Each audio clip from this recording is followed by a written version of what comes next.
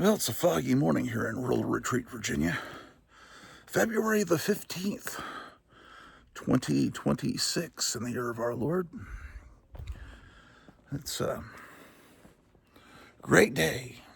And we're going to be looking at some comic books. And then later, I'm going to be going down to the basement studio and doing a radio show through KLIF.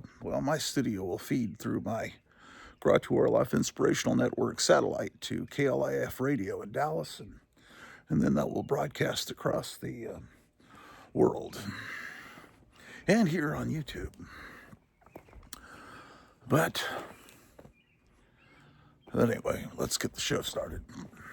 It's probably about 6:30.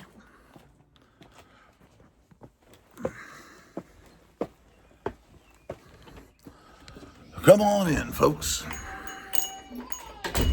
Why, it's Ambrose the cat, the famous cat.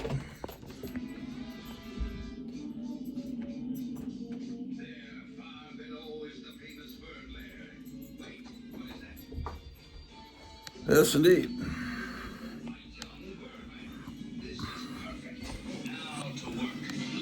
Oh man, the cats need to be fed.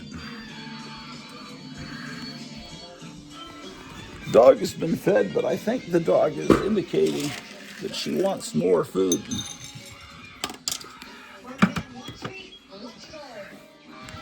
Got morning chores to do here. Hey, cat, you're on top of my glasses. What kind of place is this, Avenger? Where's Birdman?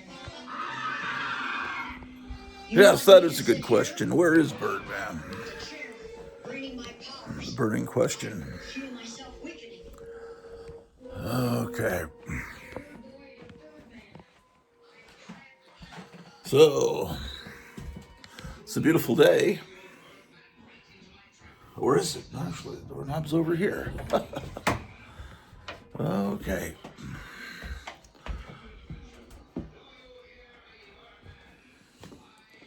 So, this channel is somewhat about comic books, comics for all ages, wholesome comics, entertaining. Why, it's the best in comics only here on the Grottu Orloff Inspirational Network.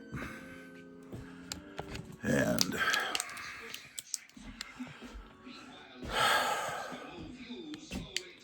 okay, time and tide waits. Time and tide wait for no man, right? So let's get started. I better give the dog some food first. That's the first step.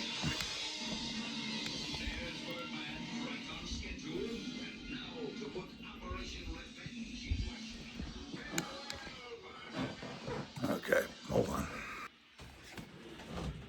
Okay.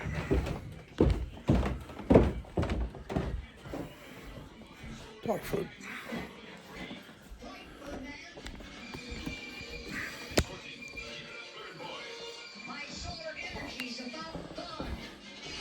Do you think that Bird Boy's voice is actually a woman?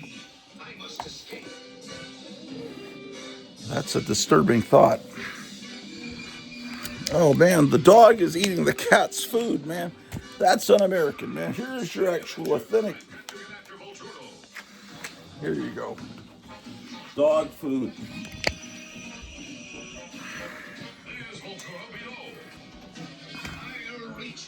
All right.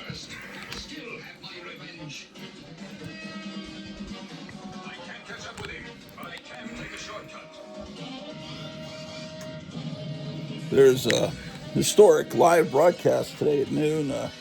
Captain Strangelife's going to be unveiling, 1,400 comics that he has obtained.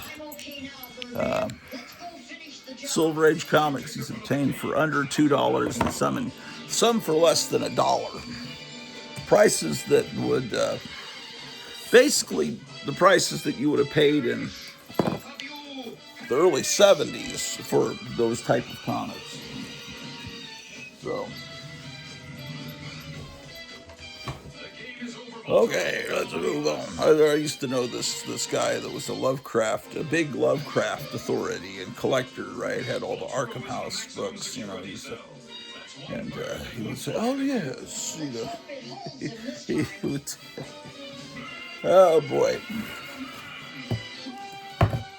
people their main thing. Maybe I should turn this down a little bit. People whose people who if you ask someone what the number one thing they collect and they say it's H.P. Lovecraft, they're always gonna be a nut. But not it's not that it's bad. I love Lovecraft, no pun intended. But people who that's their main focus, they're eccentrics that they're the most eccentric of eccentrics. You know, like a confederacy of dunces. Oh my gosh. I guess I could throw this Haunt of Fear 90s. It was the funniest thing that Disney for a while was reprinting EC comics.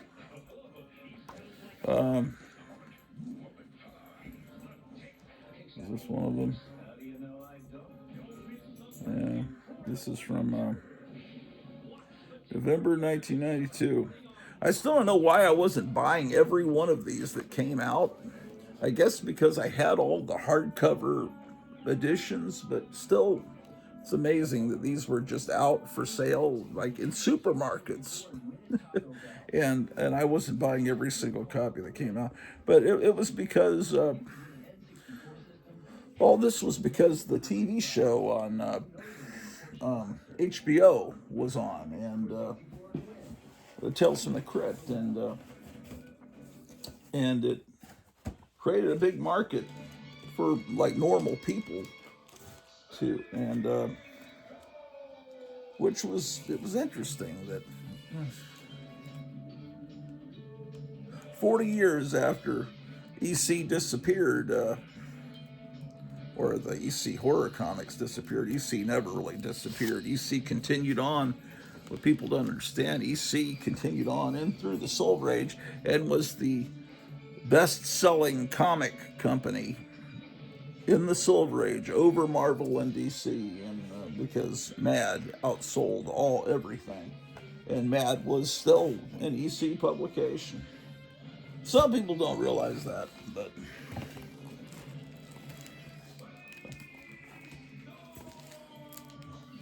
how about that?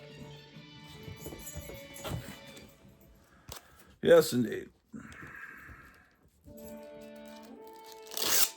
Space Ghost and Lokar, King of the Killer Locusts. Now, I understand that MeTV Cartoons has brought Space Ghost into their lineup, but it's not this Space Ghost from '66. It's the later Space Ghost from right after Star Wars came out. They brought Space Ghost back, and it still looks pretty much like this Space Ghost. It takes a connoisseur's eye to really tell the difference between the '66 Space Ghost and because it was still the same people working at the company. It was really only 10 years later, and they still had a lot of the same backgrounds and same music and stuff, but it was, it's going to be a little less violent because Saturday morning cartoons became less violent, and they knocked all the superhero cartoons off the air by about 1969. I think that was when Saturday morning cartoons became very safe. Oh yeah, I forgot that they did a Panic. That's cool that they were reprinting Panic.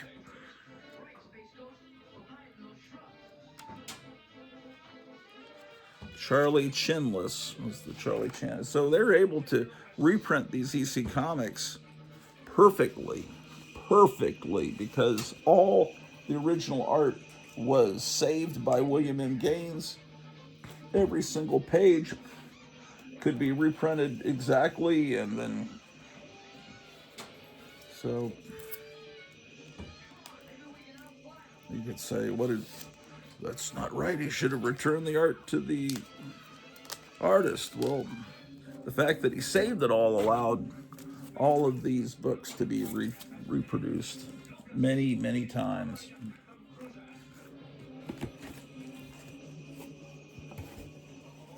Okay. Well, last week I realized I've been recording these Space Ghost cartoons and these Birdman cartoons every Saturday morning off of this IOTV. I'm down in the basement doing my radio show, and I look over. I've got the complete collection on DVD, and both. So why am I continually re-recording them when I own them? I don't know. But still having trouble with throwback TV over on also. And this IOTV froze up this morning during a Captain America cartoon. So I don't know what's going on with Roku, or what it is. Yeah, see over here, what I click on stream on a budget, showcase, free live TV, and then I get this screen, stream on a budget, showcase. Then I get a little chime, a little bit of music, and then I click on free TV zone, and then I click on throwback television, and then I have to click to watch throwback TV. And it looks like it's a Lassie cartoon, which is, I don't know. If Lassie, I think the whole point is you're seeing a real dog, but an animated version of it, Lassie, I don't really quite get an animated version of Lassie. But, after 1969, everything had to be totally, they took all the violence out. So when they did the Justice League cartoon, let's call it Super Friends because they're friendly, then they cooperate.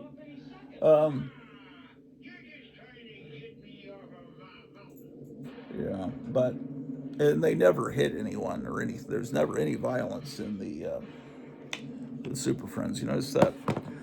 They used to have these little bumpers during when they went to commercials where the members of the Justice League, the Super Friends, would teach you little things about, how to be a good person. And one of them, I wish I could find it. Aquaman teaches you that if you get something in your eye, like a piece of dust when you're out playing baseball, or just an eyelash or something, he teaches you to grab your eyelashes on the top and lift the eyelid down over the lower eyelid, and it causes your eye to tear up and wash out what's in your eye. And that was a very helpful thing. I've used that several billion times since seeing that back in the 70s. But I wish I could find that little segment where he says to do that.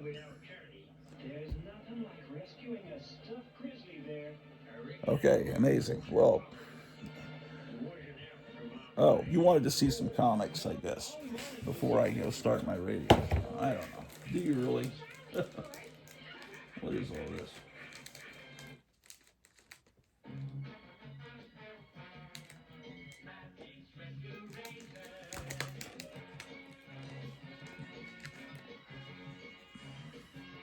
Here's an EC comic that doesn't have a cover. It has a back cover, but what I need to do is probably get a color copy of the of the uh,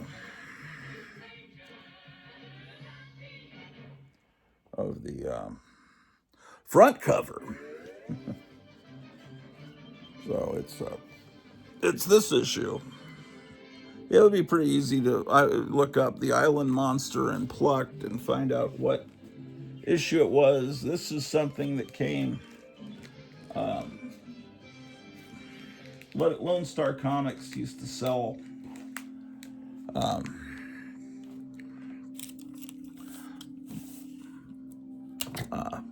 collections of comics, about a brick of comics about that tall, cellophane together, and they were called Wounded Wonders, and they were all damaged comics that couldn't be sold in the store.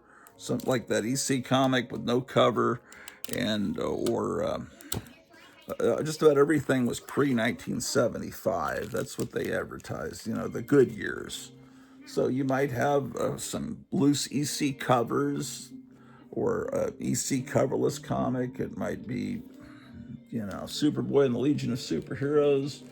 Sometimes, you know, what I could really do with them, actually, was some of those Wounded Wonders look good on a spinner rack.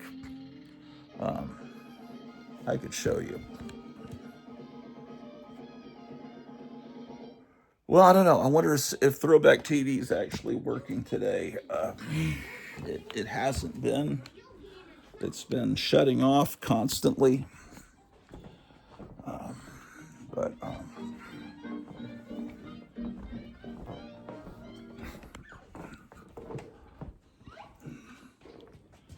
okay. So let's find an example. Oh, here's one. This was one of the books that I got from the Wounded Wonders pack. Now you look at it, and it doesn't just casually, it looks okay until you realize you got to look at it more carefully here. Oh man, how am I going to do this? Let me get back out here. Well, I'll just sit here. Okay.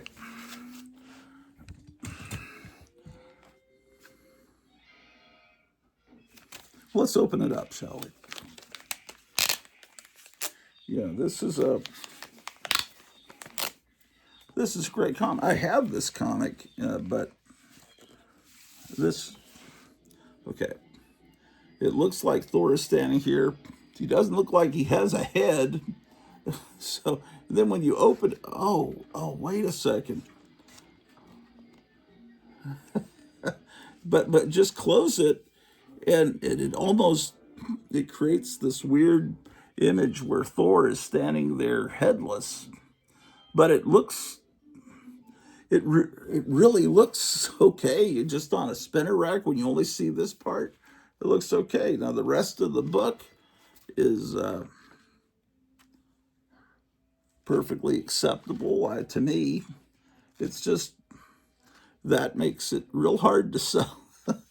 So when a place like Lone Star Comics would buy a collection and there'd be a book like this, they'd put it aside. They didn't want to just throw it in the dumpster, and they'd make Wounded Wonder packs, and I'd buy them. Sometimes the books, there were a lot of coverless books, and so I wind up with like probably a whole half of a long box with coverless comics, which are still good to read, but here's another example of a comic that came from that. It's a Tomb of Dracula. That's not a subscription fold. That's a fold to like put it in your back pocket. This is, you don't want to throw that in the dumpster, but on a spinner rack, looks okay. Try to put books I have duplicates of. Another thing that's good on a spinner rack are these J.C. Penney well, they weren't facsimiles. The J.C. Penney reprints from the 90s. That's a J.C. Penney reprint. Let me see. And then, of course, the facsimiles that come out today. It's the first Crypto. You can get a couple of those. This Giant Size Avengers is one from the Wounded Wonders packs. I don't remember what the problem with that one was, but oh well. This is actually my childhood copy of this issue of Tomb of Dracula, but I put tape on it at some point, so it's kind of. I think I have another. I need to go through my Tomb of Draculas here on the show, but not today, because I take a little digging to find them. I wish I was recording this cartoon, but my fear is if I start recording it, it's just going to stop. Okay, it's almost 7. Drew the dog. I gave you your second food, so you're okay. I got to put more cat food out because Drew ate most of the cat food. Yeah, today at noon Central, so that would be what time for these weird people that live somewhere not in the Central time zone.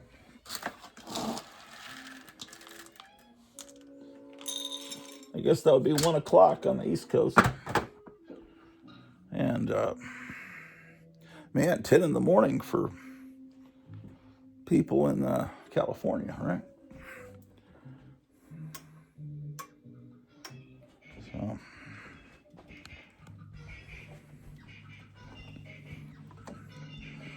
turn off the lights. We got to get down there. We'll start the radio show at 7. Get my charger.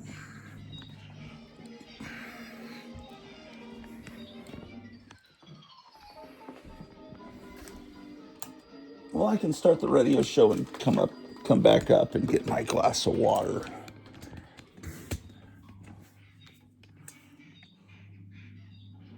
Did I give the dog the other food? I don't know. Because I could have sworn I did, but then there's one here. All right, I'll bring this down to the basement in case the dog comes down wanting food down there. Okay, the dog. I mean Drew. That's not nice to refer to her as the dog.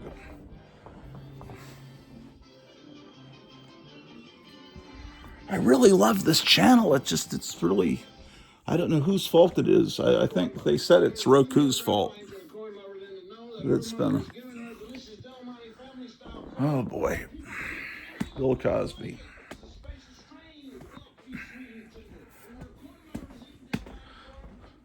I'm pretty sure that was a frame job with Bill Cosby because of him being outspoken politically, but I don't know if we'll ever know that. Disappointing because Bill Cosby was great. Okay.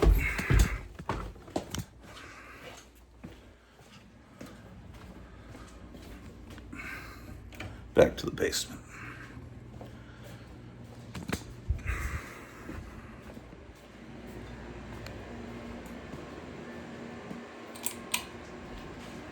Okay. He turns down the middle. She's got her own gravitational pull. Now, well, I love my gal, and my gal loves me.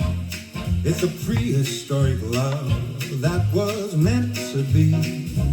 It's like Adam and Eve, we were made for each other. Now she might be an alien, but she treats me like no other. I said she might be an alien, but she treats me like no other. Well, my gal is a Nephilim. That's a big word for a guy like me. But she don't mind. No, she thinks it's cute when I try to put my words to use. Oh, I said my gal is a Nephilim. Now that's a big word for a guy like me. But she don't mind. No, she thinks it's cute when I try to put my words to use. Well, she stands a good foot over me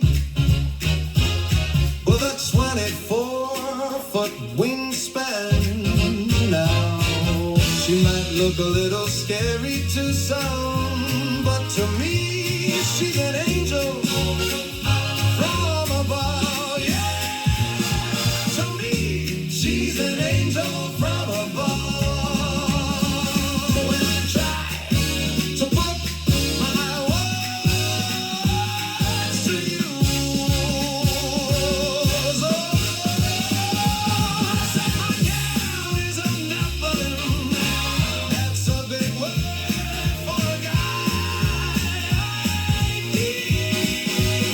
But she don't mind. No, she thinks it's cute. But I try to put my words to use. My gal is a Nephilim. My gal is a Nephilim. My gal. Hey, it's 7 o'clock, man. KLIS, the Grottu Orloff Show.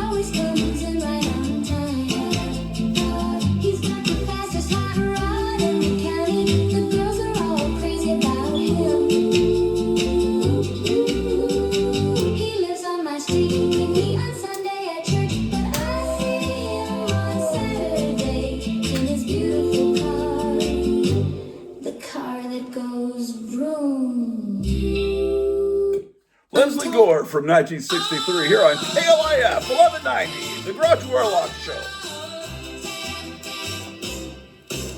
I wish I was a dictator. I would have an army of gorillas. I would travel around on elephants and my enemies would fear me. I'd be bad, bad, bad, bad, bad, bad, bad. Oh, I'd be bad, bad, bad, bad, bad, bad, bad. And if you loved me, I would be so good to you.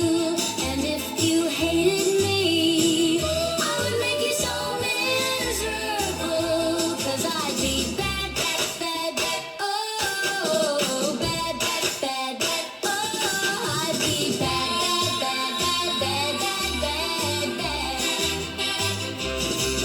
But the saddest part is that I will never be a dictator or a dictator's girlfriend.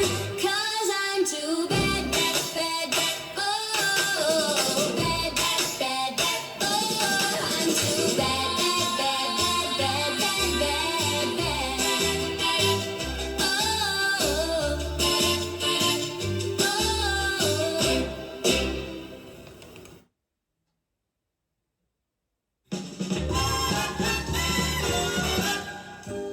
We're first in Dallas with entertainment, so plan your weekend with music and us.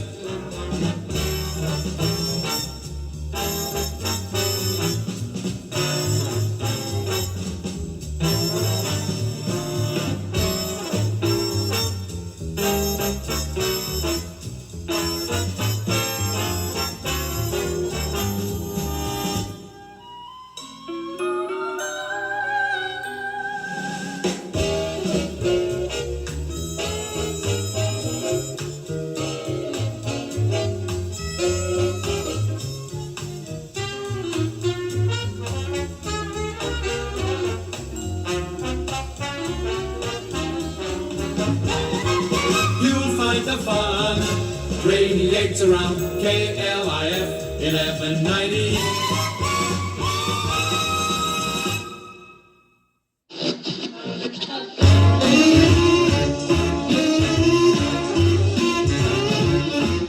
Where there's light,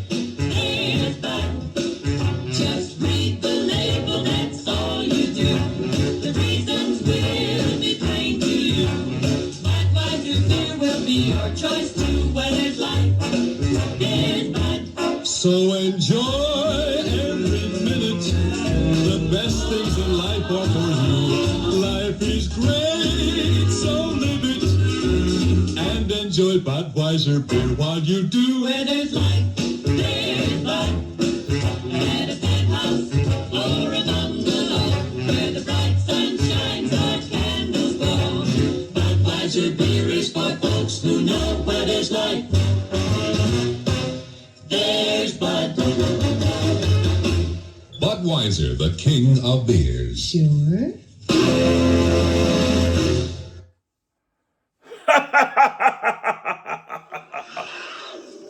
Godzilla, king of the monsters, fantastic. Warning! Godzilla versus the Thing, a shattering motion picture not for the weak of heart. Here in all its astounding realism is a soul-shocking experience. How much terror can you stand? What was this thing of unbelievable and unequaled terror that challenged Godzilla to a battle of unhuman strength versus supernatural evil? Godzilla versus the Thing. See the war of the giants. See the birth of the world's most terrifying monster. See armies of the world destroyed by the Thing. The producers of Godzilla vs. the Thing issue warning to those who cannot take its full horror. To you with guts, you must see Godzilla vs. the Thing from the beginning in color scope from American International. Now playing in a theater or drive-in near you.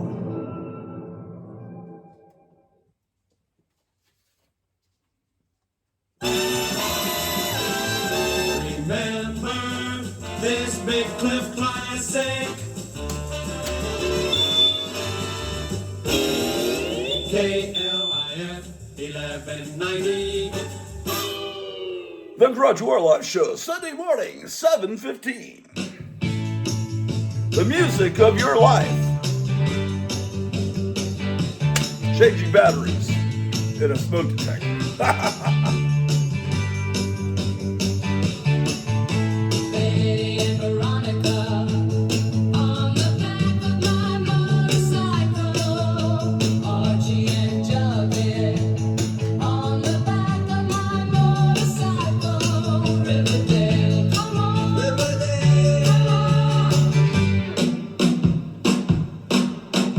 Riverdale, Riverdale, come on. Riverdale, Riverdale, come on. Riverdale, Riverdale, come on. Riverdale, Riverdale, come on.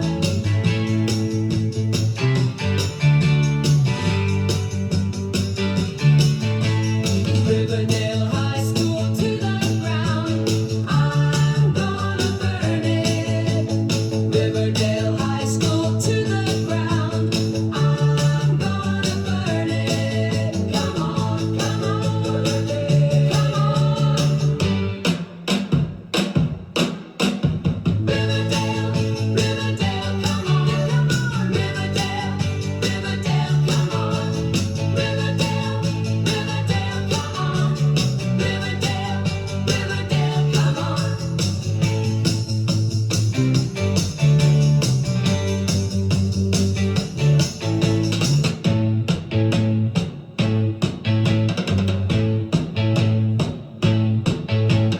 Riverdale High School to the ground.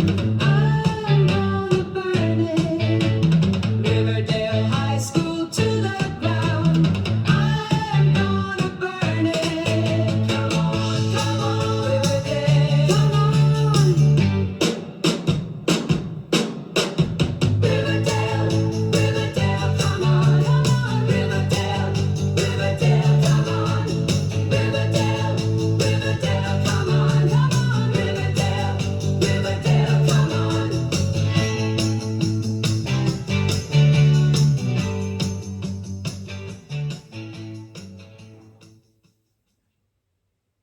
Uno, dos, tres, cuatro.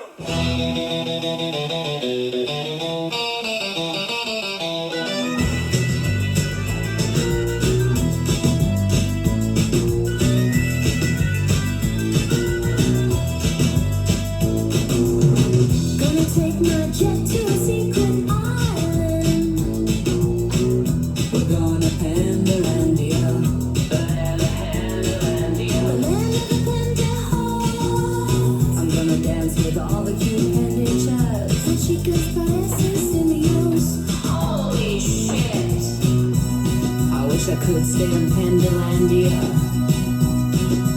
Home of the pendejos, land of the pendejos.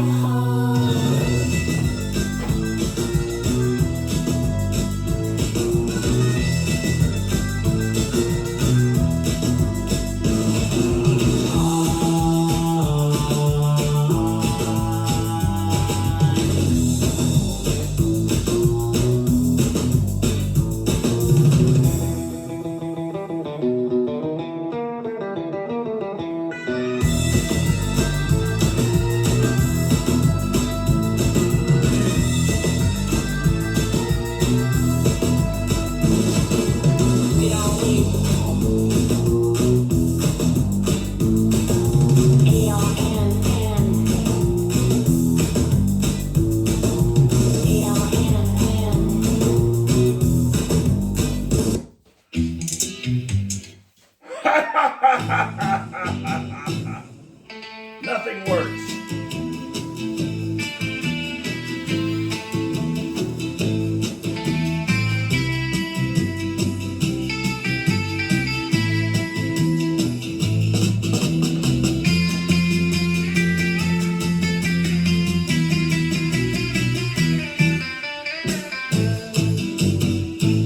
Magnus Robot Fighter, trained since birth by a kindly robot to defend mankind against robots gone rogue. Super strength, a master of martial arts, Magnus Robot Fighter.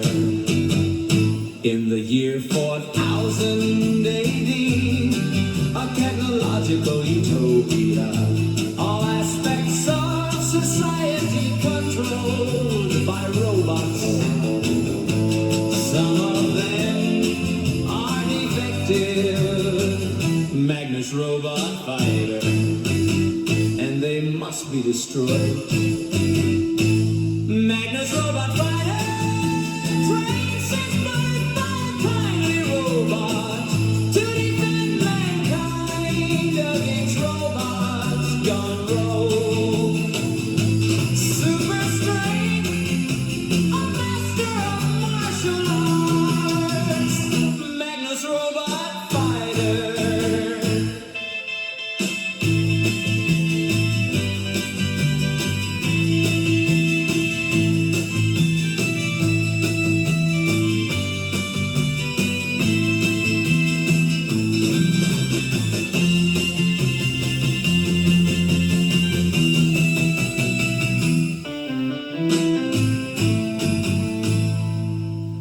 Magnus Robot Fighter here on the Grottu Orloff Show. Sunday, February 15th. Hope you had a great Valentine's Day. Ladies and gentlemen, KLIF 1190, the music of your life.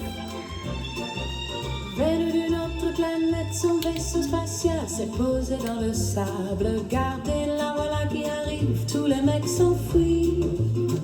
I better see if I have a 9-volt battery, because that's not going to stop Pour nous chirping. sauver tous ses napines préférés. Et quand elle va d'ici, tous les mecs tombent sous son charme. Elle est chauve-souris, toutes ces choses cool. C'est notre fille préférée, elle n'est pas de ce monde. Et elle n'est pas de ce monde.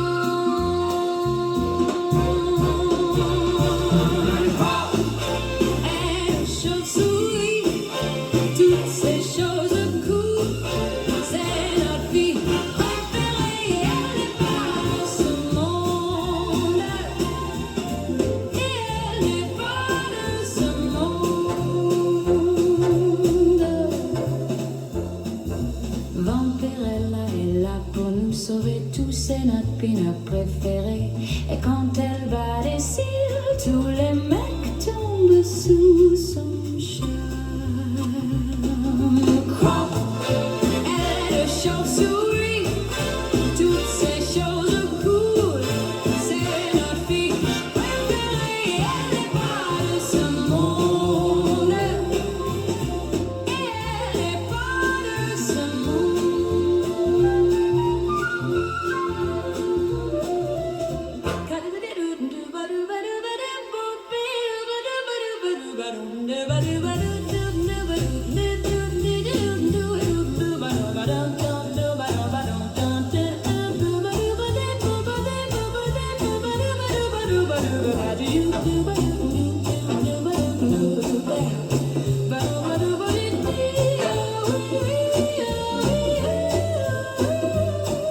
Came from another planet. Her spaceship landed in the sand. Look out, here she comes. All the guys run. Vampirella's here to save us all. She's our favorite pin-up doll. And when she bats her eyes, all the guys fall for her. Fangs, bad wings, all the cool things. She's our favorite girl. And she's not from this world. And she's not from this world. Fangs, bad wings, all the cool things. She's our favorite girl. And she's not from this world. And she's not from this world.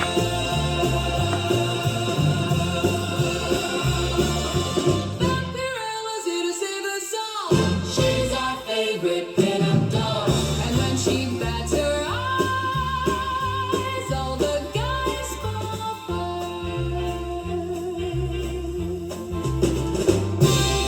Fangs, bad wings, all the cool things.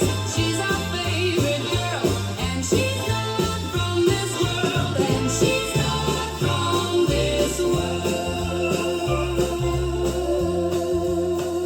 Richard Bargo from 1967, Not From This World, here on KLIF 1190. We're unchanging a battery in a smoke detector.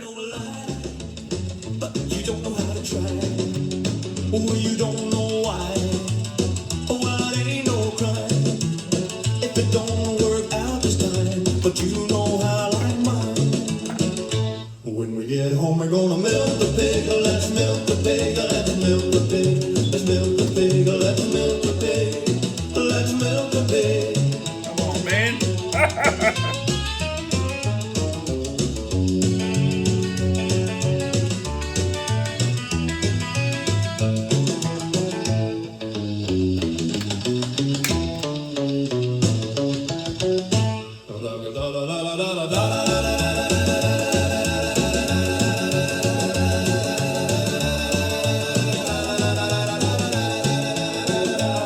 Let's milk the pig. Milk the pig. We're gonna milk the pig. Milk the pig. Let's milk the pig. Let's milk the pig.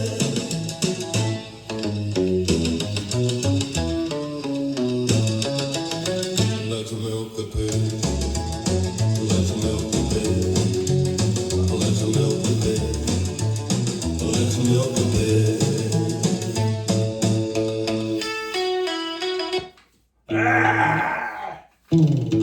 KLIF.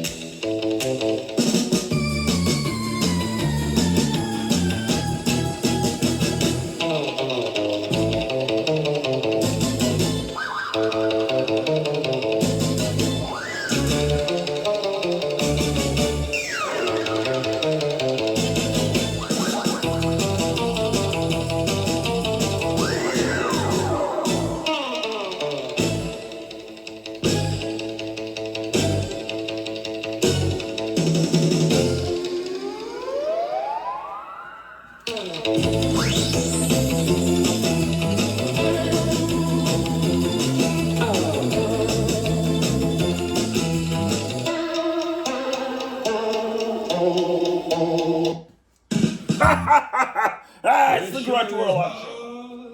Living here on the planet of the apes, you know. I miss my baby back home so much now. If you see Kate, tell her I love her. If you see Kate, tell her I love her.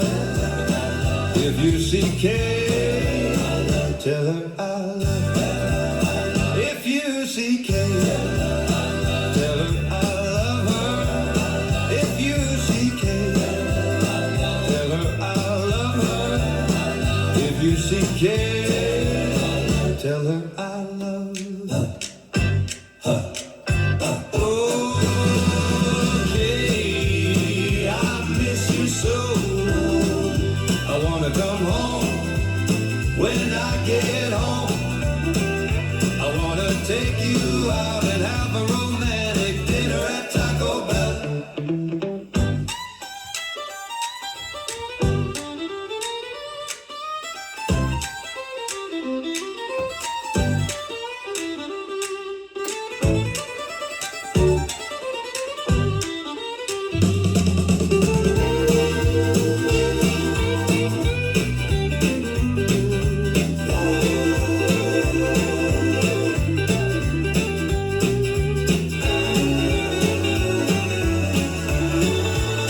If you see Kate, tell her I love her.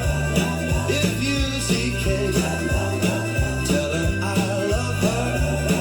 If you see Kate, tell her I love her.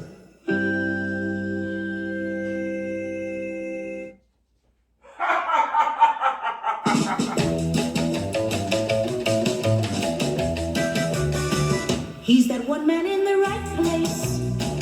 He turns down a medal of honor.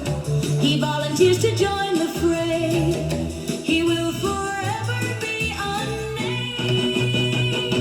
And nothing can stop the unknown soldier. And nothing can stop the unknown soldier. And nothing can stop the unknown soldier.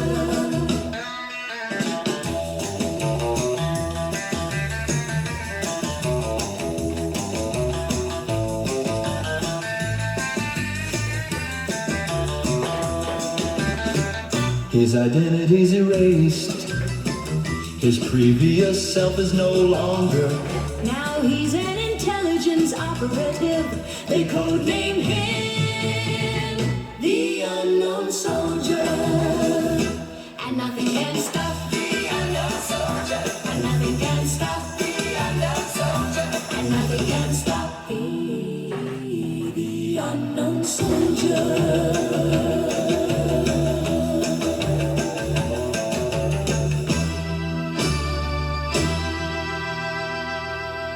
The Unknown Soldier by Robert Kanigher here on KLIF 1190, The Grottu Orloff Show. I'm busy. Dick's Hobby Shop, San Antonio, showing and scale trains, Aurora monster models, Frankenstein the mummy, model car kits. Dick's Hobby Shop, come on down. Dick's Hobby Shop, come on down. Dick's Hobby Shop, come on down.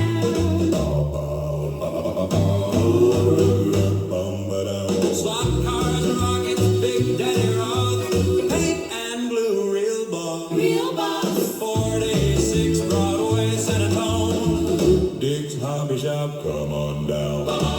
Dick's Hobby Shop, come on Dick's down. Hobby Shop, come on down. Dick's Hobby Shop, come on down. Dick's Hobby Shop, come on down.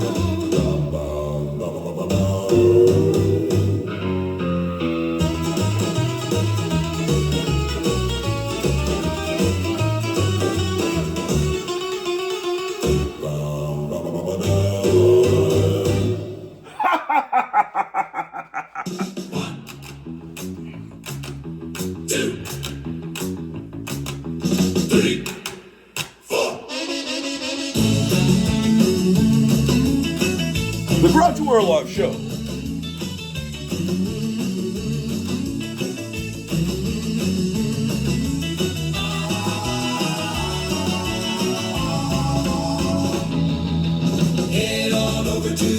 City Comics in Mesa, Arizona, ever since 1852. The oldest comic book store in the continental United States.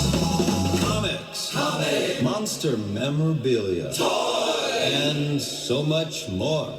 Let's go!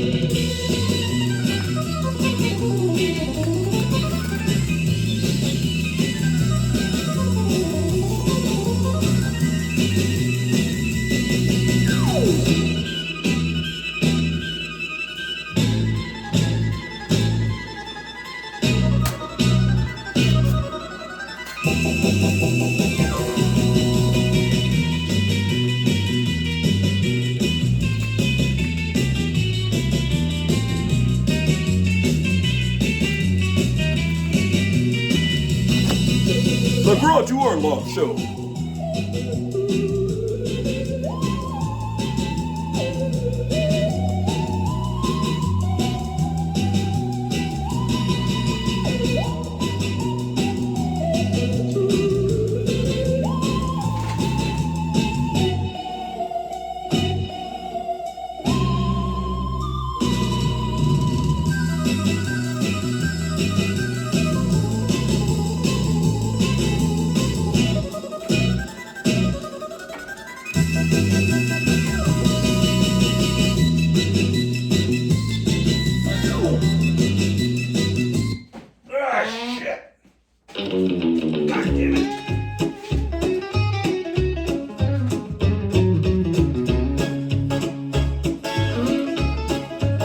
Oh, there's a man you ought to know.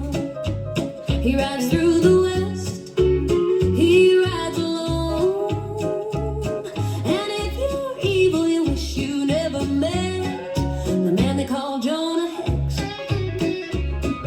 Oh, you never know when he'll appear in a saloon on a street. You can smell the fear. His pistol's hanging down by his legs. You better run from Jonah Hex. He can outdraw any man in town.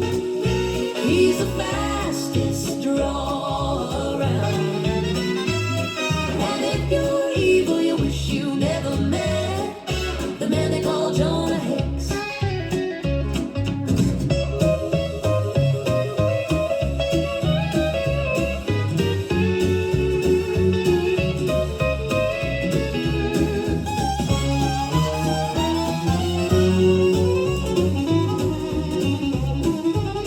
He wears a red sash across his chest.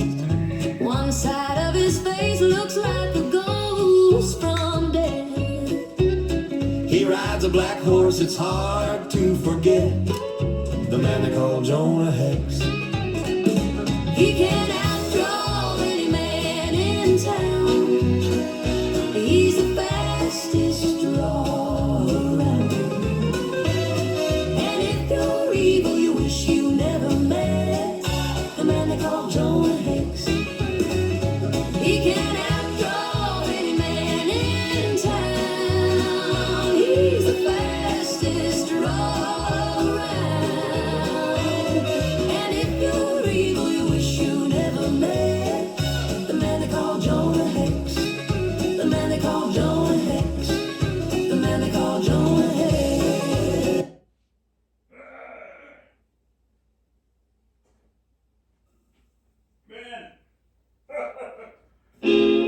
KLIF 1190 brings you all there is to hear. It's America's greatest station. And it brings you all the records that never end because the equipment doesn't work. You said a lot of things nobody else can say.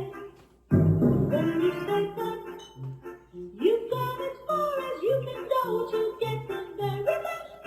When you say but, you said the word that means you like to do it all.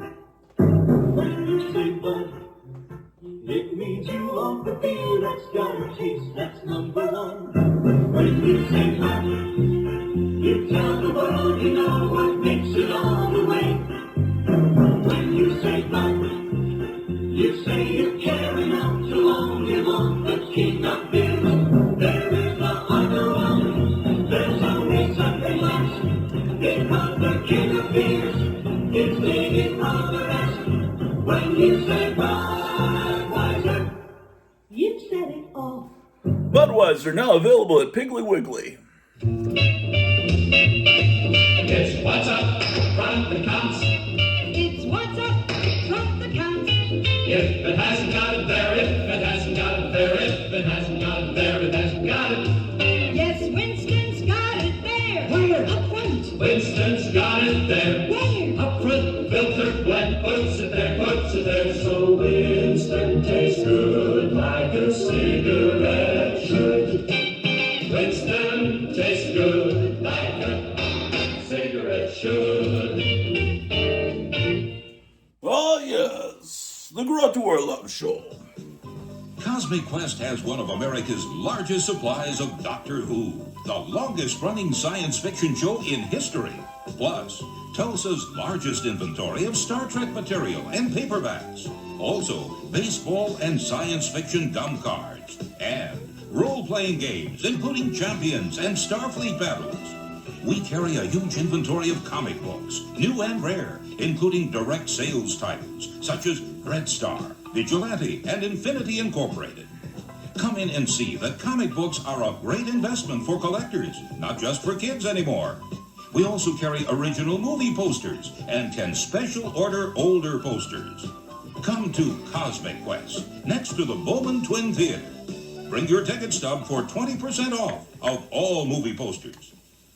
Yes, I shop there every Wednesday. Ladies and gentlemen, here is an important message from Jack H. Harris, producer of 4D Man. Imagine a check for $1 million being made out to you. In my new film, you will see 4D Man perform feats never seen on the screen before. And if you, any one of you listening to me, can actually perform in real life the feats ascribed to 4D Man, $1 million in cash will be yours. Your admission ticket to see 4D Man in widescreen and color may be worth $1 million. 4D Man is the most amazing motion picture ever made. The story of one man who solved the mystery of the fourth dimension. Even in this century of wonders, when science holds nothing to be impossible, you'll gasp in awe at the feats of the 4D Man. In color to thrill you as never before, 4D Man. Now playing in a theater or drive-in near you. I think I know the 4D Man's secret, these glasses. KLIF 1190, where the action is. The Grottu Orloff Show, February 15th, 2026, Sunday morning, almost 8 o'clock, 39 degrees out there with the music of your life. From 1964, let's go back in time. In a tiny desert under snow, there's a secret city that nobody knows. Everyone who lives there thinks they're right. With a megaton bomb, they think that they're gonna be alright. Gonna be alright. Gonna be alright. They're so nice, they're so nice, they're so nice. And they're living beneath the planet of the apes. Living beneath the planet of the apes. Living beneath the planet of the apes. Under the city, there's a subway station, and they call it Grand Central Station. And it was built by some old dead poor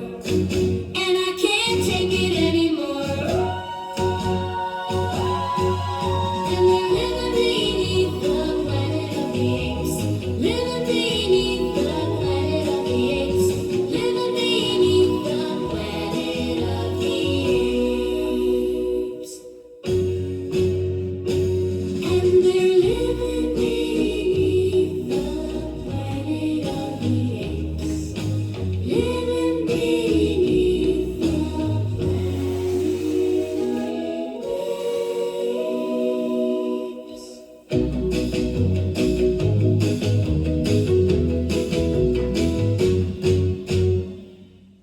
Living beneath the planet of the apes.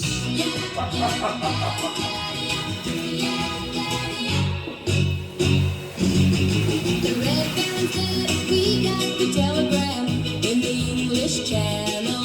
He sank like a stone, Snoopy took him down, but now he's got a new foe with the hammer of Thor. They call him the Hammer of Hell, the Hammer of Hell, the Hammer of Hell, the Hammer of Hell. He's got the best flying machine, a Fokker Dio on trip plane. His mom and dad, they were insane. His pet dog, it's a Great Dane. He flies over fields of poppies and takes out all the Nazis. His real name's Hans von Hammer, they call him the Hammer of Hell, the Hammer of Hell, the Hammer of Hell, the Hammer of Hell. Hit 'em.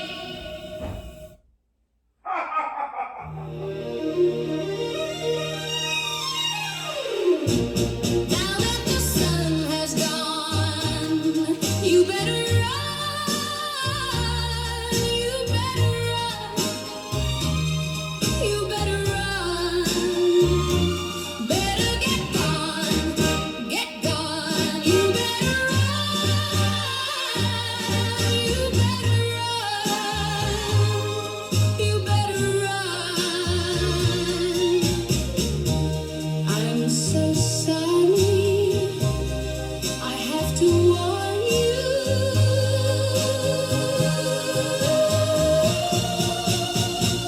My baby's a werewolf, he gets so wild, he bites and he howls, I mean it. Baby's a werewolf, please don't try to change him back to a man by the light of the moon. He's an animal, please don't try to save him. He's a werewolf by night, and I love him, and I love him, and I love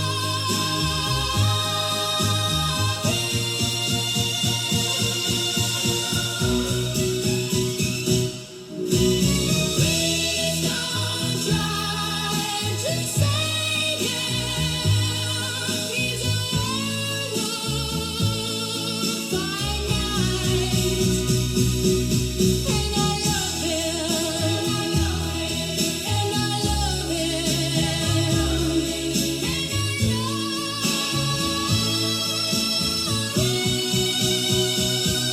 Now that the day is done, you better run, you better run, you better run. Better get gone, you better run,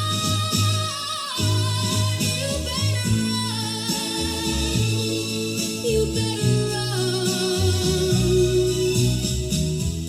I'm so sorry, I have to warn you.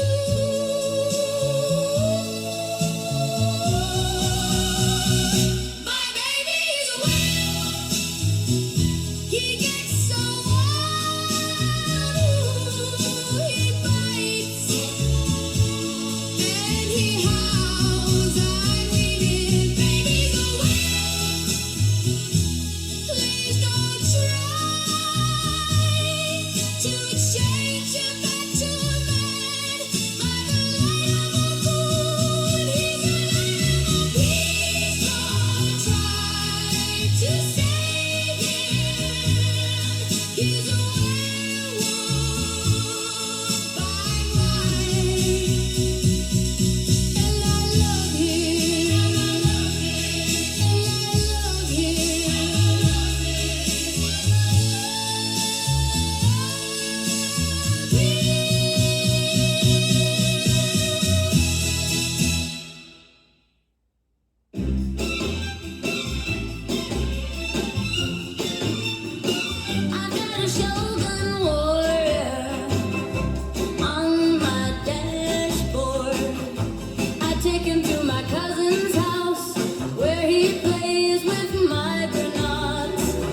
We were friends once, but he hates me now. I told him Santa Claus is a myth.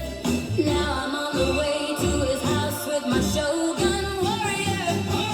Shogun warrior on my dashboard. Shogun warrior on my dashboard. Shogun warrior on my dashboard. Shogun warrior on my dashboard. The truth is, there's no truth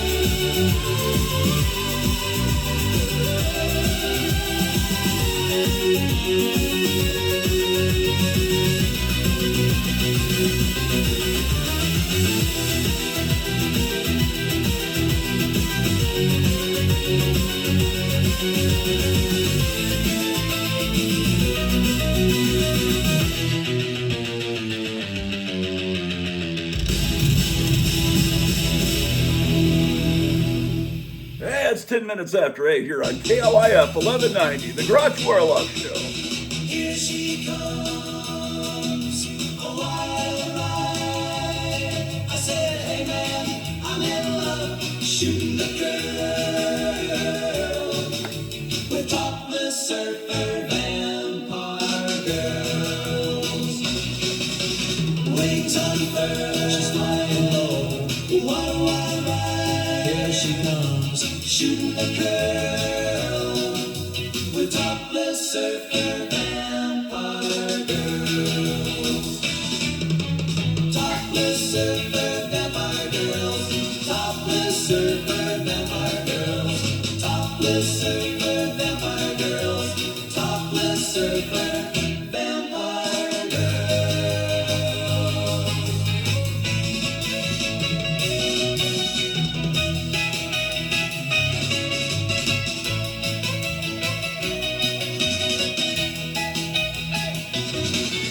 Sun on her face, she's on the cover. A famous monster, shooting the girl with topless surfer vampire girls. Sun on her face, she's on the cover. A famous monster, naked on the cover, shooting the girl with topless surfer vampire girls. Topless surfer vampire girls. Topless surfer vampire girls. Topless surfer vampire girls. Topless surfer vampire girls.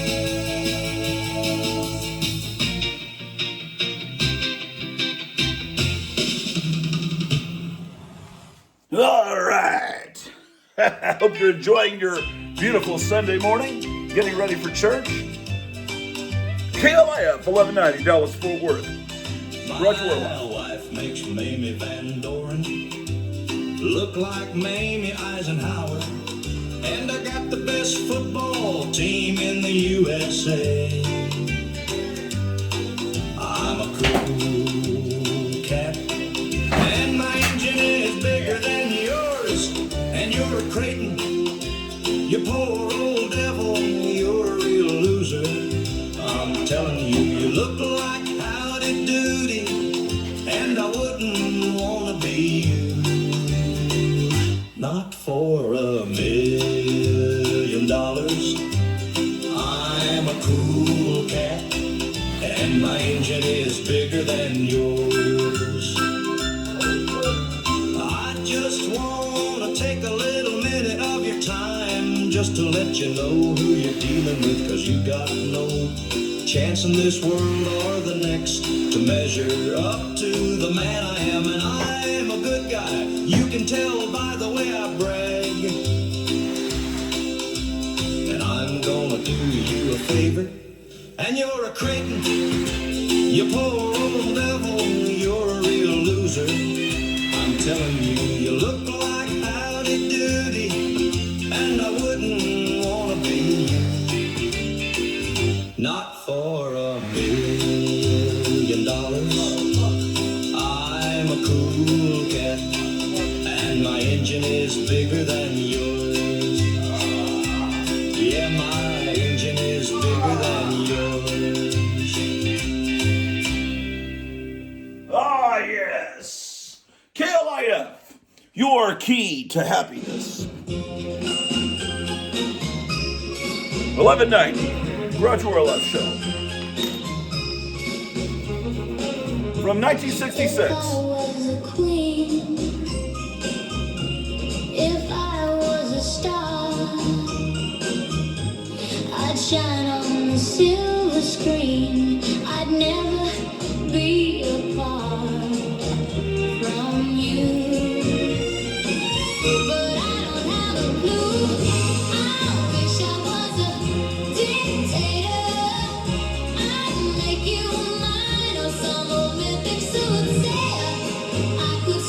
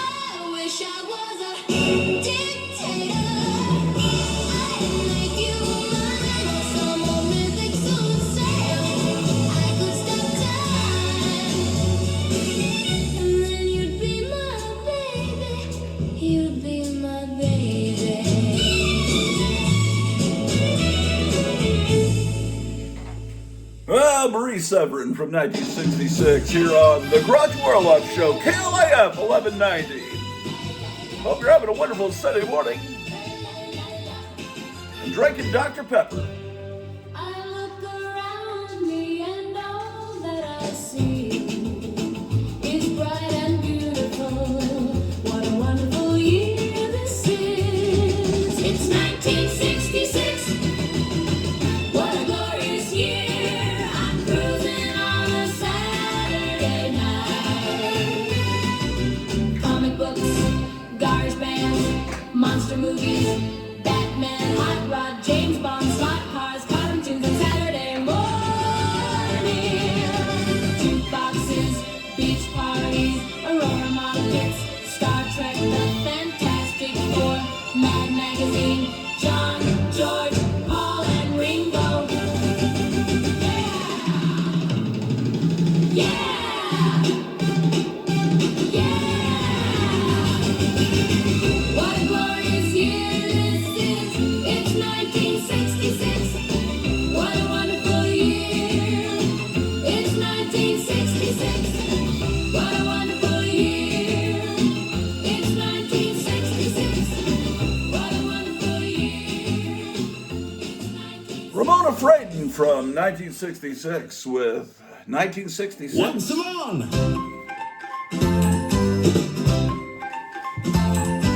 Bigger bombs for better peace. Killing things to make us free. Blow it up and watch it burn.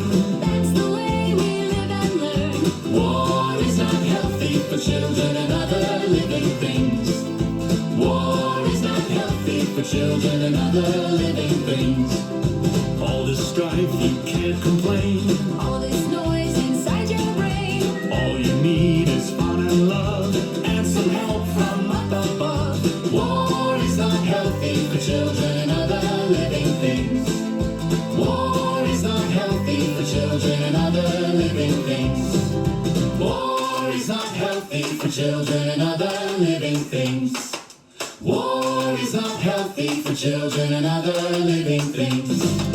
War is not healthy for children and other living things. War is not healthy for children and other living. The New Seekers from 1971 here on KLIF, the Grottu Orloff Show. Man, where we're having a psychedelic freak out, ladies and gentlemen. Came from another planet. Her spaceship landed in the sand. Look out, here she comes. All the guys run. Vampirella's here to save us all. She's our favorite pin-up doll. And when she bats her eyes, all the guys fall for her. Fangs, bat wings, all the cool things. She's our favorite girl, and she's not from this world. And she's not from this world.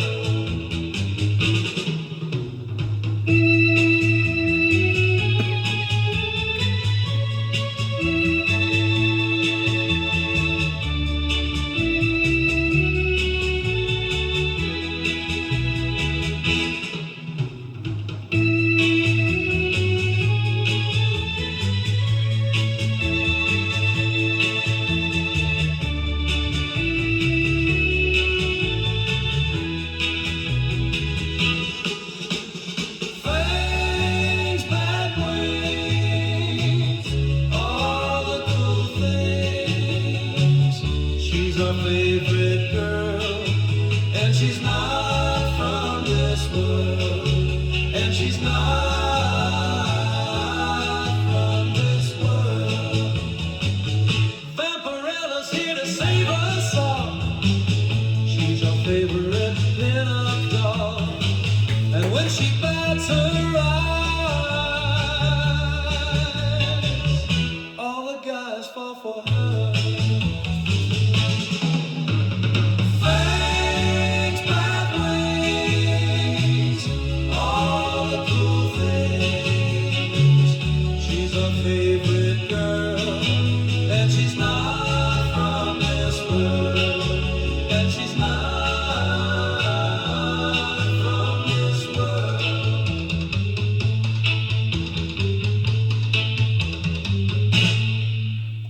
Brothers from 1962 with Not From This World.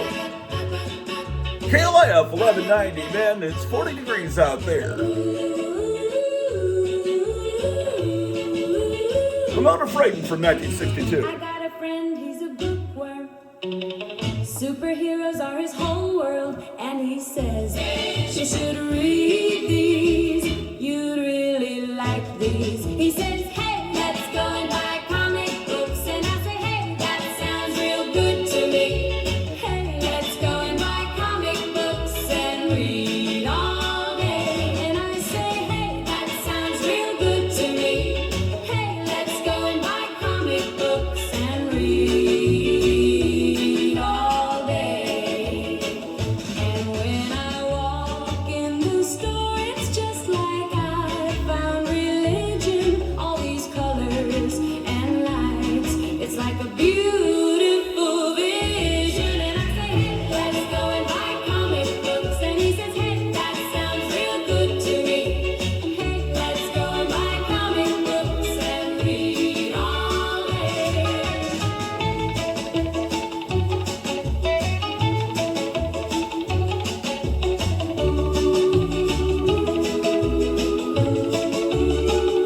And he says, hey, that sounds real good to me. Hey, let's go and buy comic books and read all day.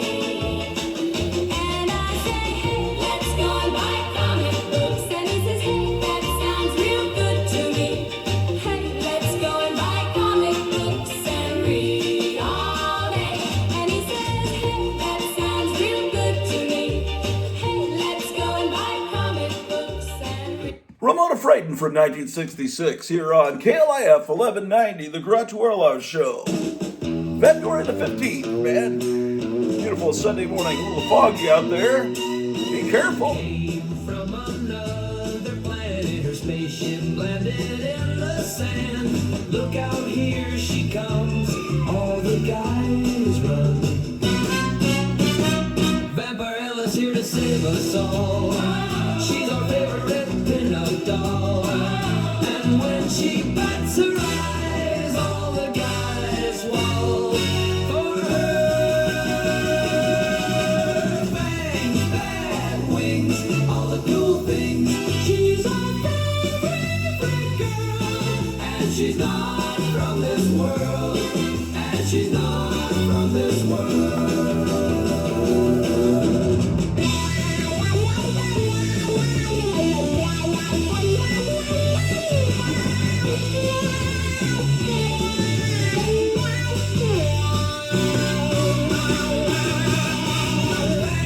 Bad wings, all the cool things. She's our favorite girl. And she's not from this world. And she's not from this world. Vampirella's here to save us all. She's our favorite pin-up doll. And when she bats her eyes, all the guys fall for her. Fangs, bad wings, all the cool things. She's our favorite girl. And she's not from this world. And she's not from this world. Yes, not from this world. It's Grottu Orloff once again Sunday morning. The music of your life, KLIF 1190.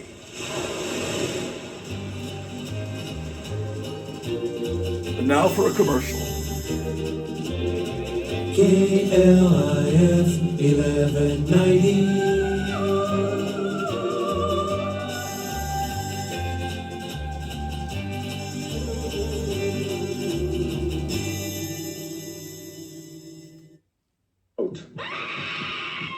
Blood mania is suspense that traps you in a web of shadows and fears. A terrifying film experience that explores the twisted souls of insanity. Come back! When there is no reality, there is no such word as evil. Blood mania. A bargain of the flesh made by an ambitious doctor who sought to escape his own past. I need 50,000. I know how to get it. Blood Mania is a suspense shocker in the psycho tradition. An electrifying tale of intrigue and madness. The last 15 minutes will rip you right out of your seat. Blood Mania. A Crown International release. Rated R. Now playing in a theater or drive-in near you.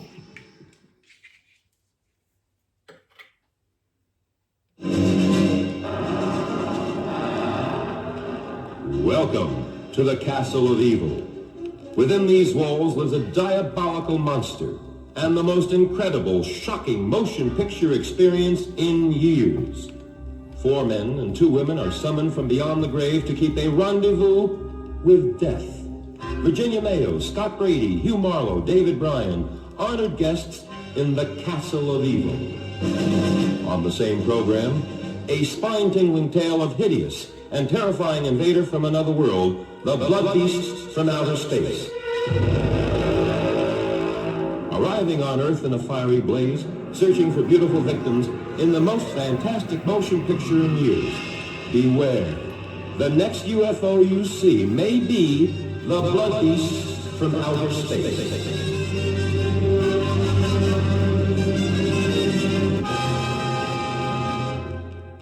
Now playing in a theater or driver near you. The whole gang. Yeah. Here we are. Yeah. All together at the International House of Pancakes.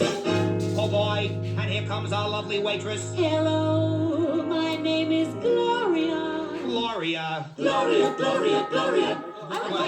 Wait a minute, everybody, one at a time. Now, Billy, you're gonna have a waffle. Make mine a Denver omelet. And Cindy wants a chicken pot pie and buckwheats over there and a Swiss burger here. And Barbara, what do you have? A hot fudge sundae. Swell. Okay, now, Freddie, what do you want? I want Freddie, make up your mind. Come on, Freddie, what do you want? I want to go to Little Boy, who serves you the best on pancakes in the whole wide world, and a menu of family dinners too. It's the Pancake House with the bright blue roof, the International House of Pancakes. That's who? Yeah, man, the International House of Pancakes open now. I wish I was there. I'm starving. This Big Cliff Classic. KLIF 1190. Yes, from 1962, man, it's Sandy Shaw. No, it's actually Bethlehem Shalom. Oh, sorry. Put your head on my shoulder. Hold me in your arms, baby. Squeeze me oh so tight. Show me that you love me so. Put your lips next to mine, dear. Won't you kiss me once, baby? Kiss me once goodnight. Show me that you love me so. Show me that you love me so. People say that love's a game that you just can't win. Well, if there's a way, I'll find it someday, and maybe I will rush it. Put your head on my shoulder, whisper in my ear, baby, things I wanna hear. Tell me that you love me so. Tell me that you love me so. Put your head on my shoulder.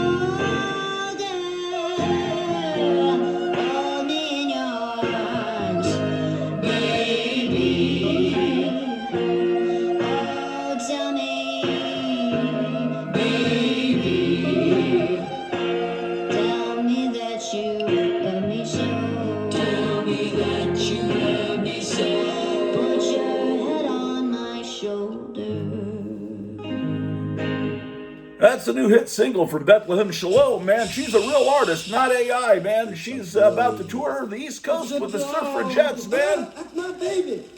Here's another real song.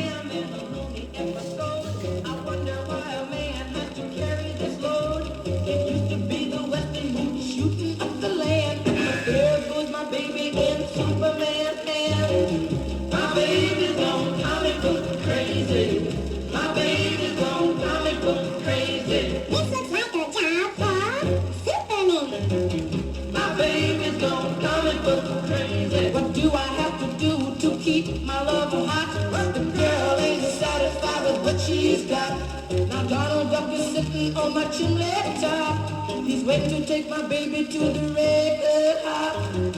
My baby's gone comic book crazy. My baby's gone comic book crazy. All the girl can say is quack, quack.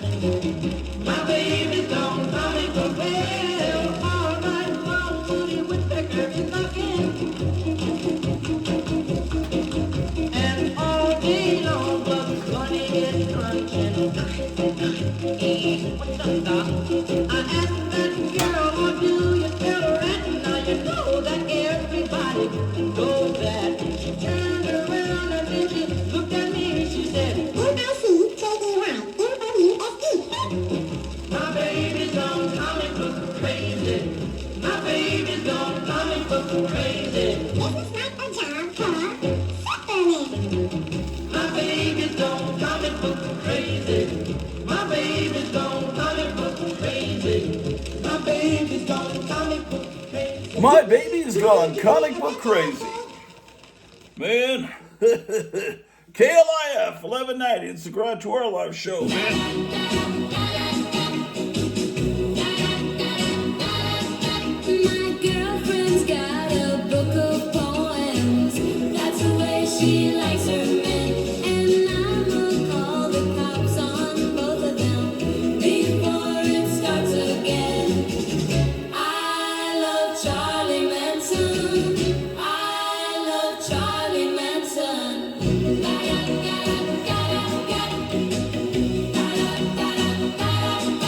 My girlfriend's got a camera, and she said she's gonna use it. And I'ma call the cops on both of them if I ever hear that music. I love Charlie Manson. I love Charlie Manson. I love Charlie Manson. I love Charlie Manson. That's Diane Renee with I Love Charlie Manson from 1969. I don't like John F. Kennedy. His hair's too neat and tidy. He might be good for the economy, but he doesn't do a thing for me. And I don't like a frat boy in a madras shirt. They all wear topsiders and act like jerks. No, no, but I love Forrest J. Ackerman. I love Forrest J. Ackerman. I love Forrest J. Ackerman. Editor of Famous Monsters Magazine.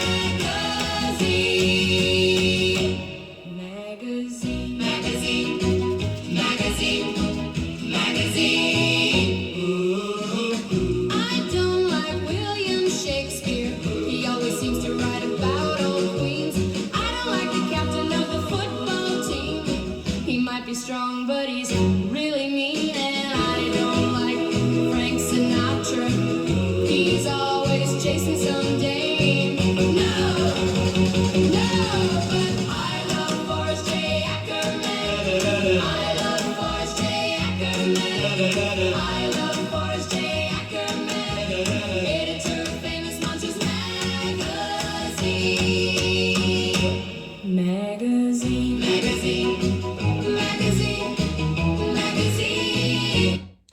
That's Bernice Wharton from 1962 with I Love Forrest J. Ackerman. Now a little song about Edgar Rice Burroughs. Carter, warlord of Mars, he's coming to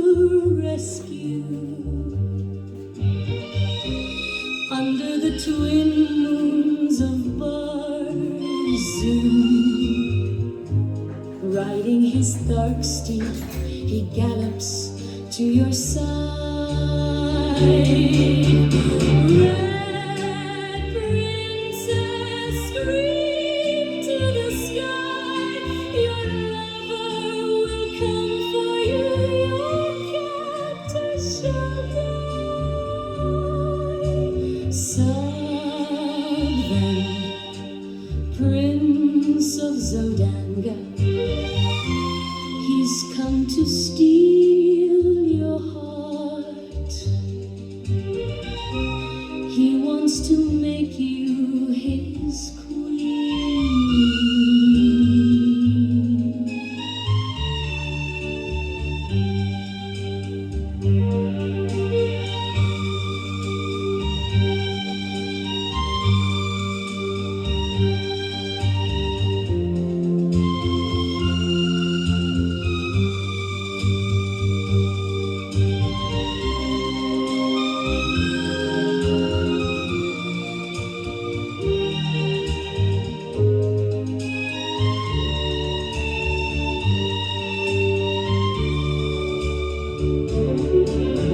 Red princess, cry to the sky.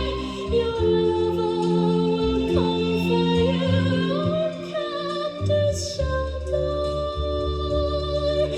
You will ride through the desert like a ghost, an avenging spirit from another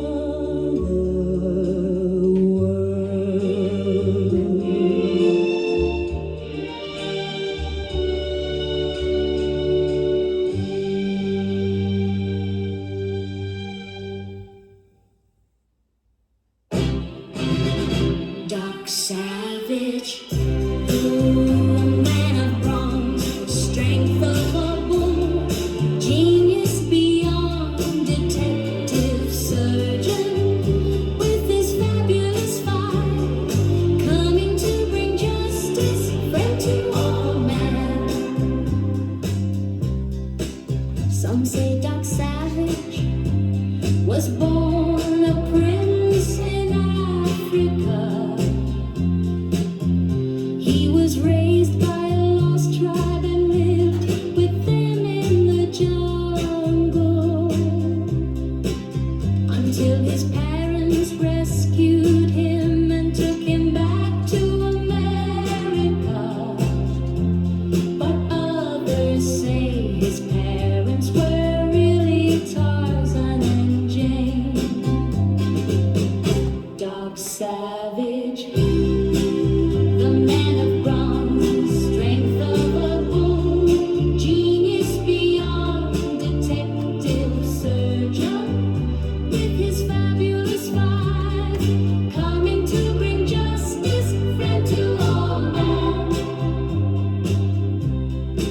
Some say dark savage went to the moon in a rocket ship. He invented it and it took him only a week to build. And when he came back, he taught Neil Armstrong how to pilot it. But others say he used a time machine to go back to ancient Egypt. Dark savage, the man of bronze, strength of a bull, genius beyond detective surgeon, with his fabulous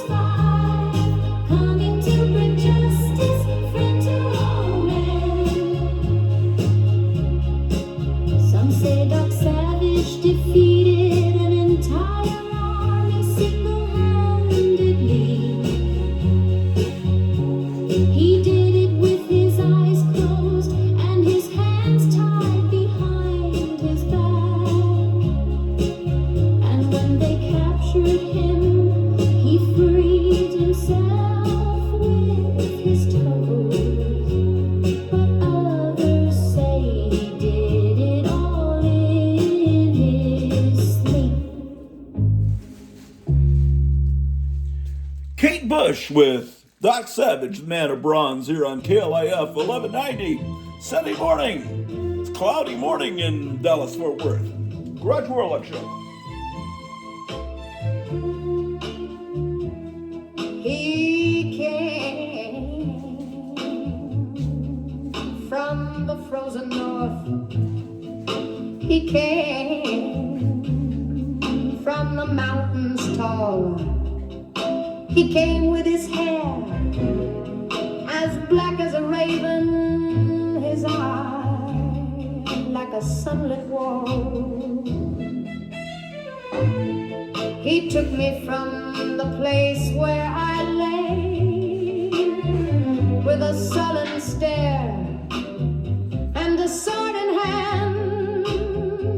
His heart as black as a devil's promise, his soul a burning desert sand, and his name was Conan the Cimmerian, bloody sword held high. Conan the Cimmerian, he will rescue you.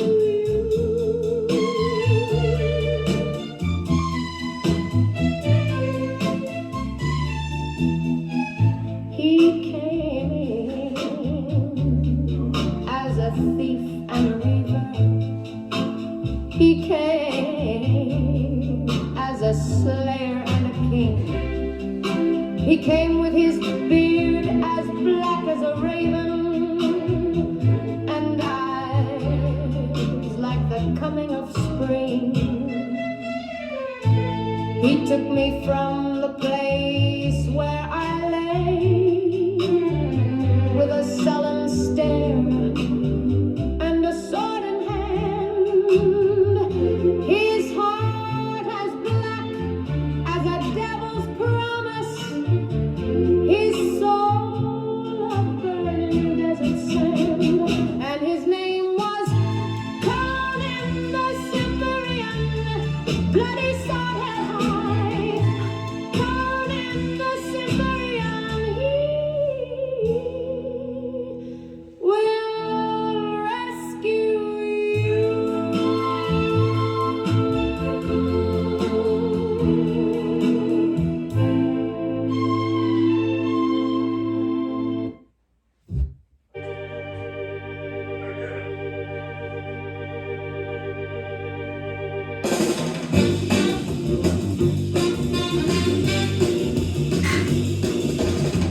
We are worth 38. We are worth 38. We are worth 38. We are worth 38. We are worth 38. We are worth 38. We are worth 38. We are worth 38 in the eyes of the cyborg. Do you think we're a robot clean? Does his face look almost mean? Is it time to be an android, not a man?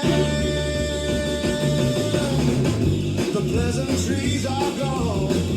We're stripped of all we were in the eyes of cyborg. We are worth 38. We are worth 38. We are worth 38. We are worth 38. We are worth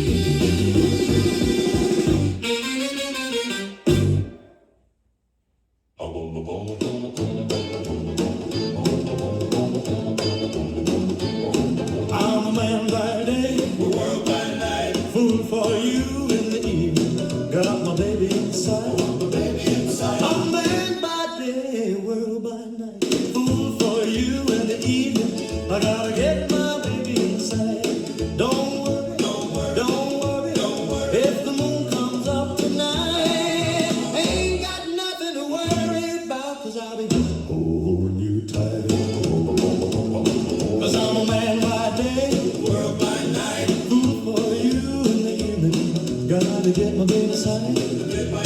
I'm a man by day, a world by night. Fool for you in the evening. I gotta get my baby inside.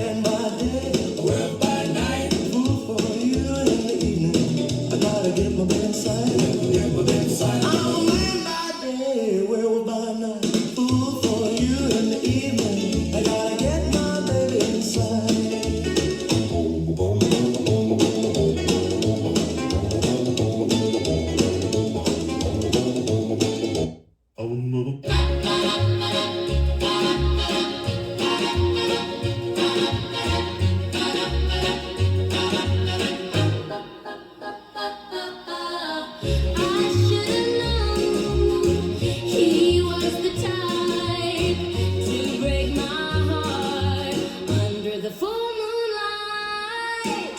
Now he's a werewolf by night. He was an angel in the sunlight, but now he's a werewolf by night. And I can still hear him holler at the moon under the midnight sky. My poor heart is crying for you. The sun's rising high, and I can still hear him howling at the moon under the midnight sky. My poor heart is crying for you. The sun's rising high. Now he's a werewolf by night. He's a werewolf by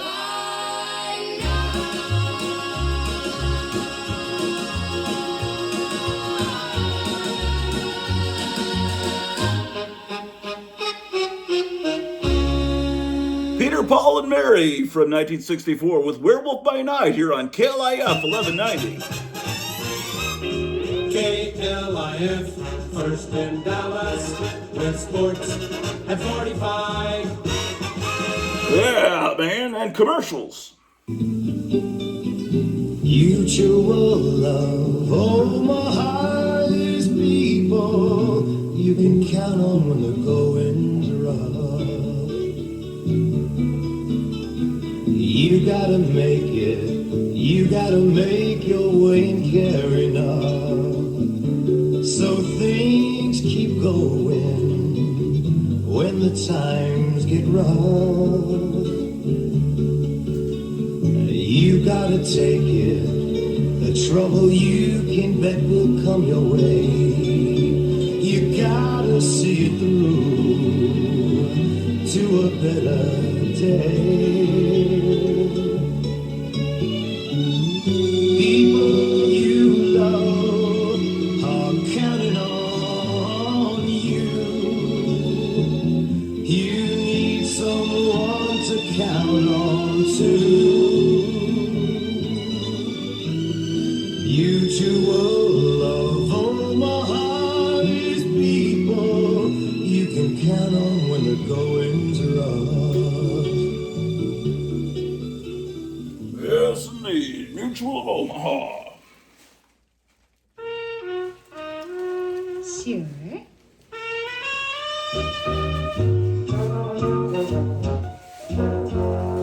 The rainiest kind of weather, the laziest kind of day, and making some hot buttered popcorn to while the time away. This calls for Bud. This calls for Bud. Where there's life, there's Bud. While you're waiting for that popcorn to pop, take a good long look at the Budweiser label. you'll find the key to Budweiser's special satisfaction summed up with 7 proud words: choicest hops, rice, and best barley malt. Naturally, the king of beers states its ingredients on the label. An easy kind of day, a lazy kind of mood. This calls for Bud. This calls for Bud. Budweiser.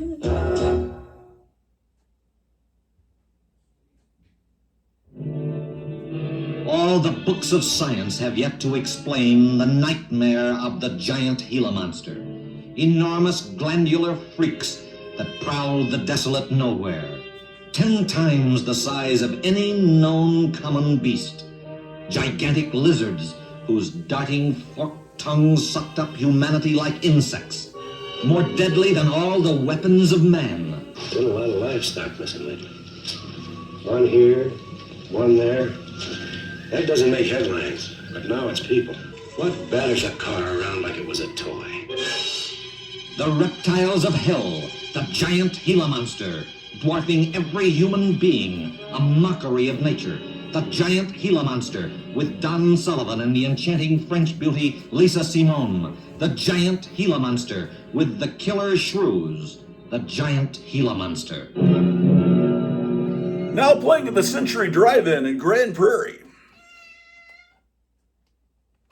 We've got kittens running around the studio, man. It's nuts. KLIF 1190, Dynamic Dallas. With the Grottu Orloff Show, ladies and gentlemen, playing the music of your life.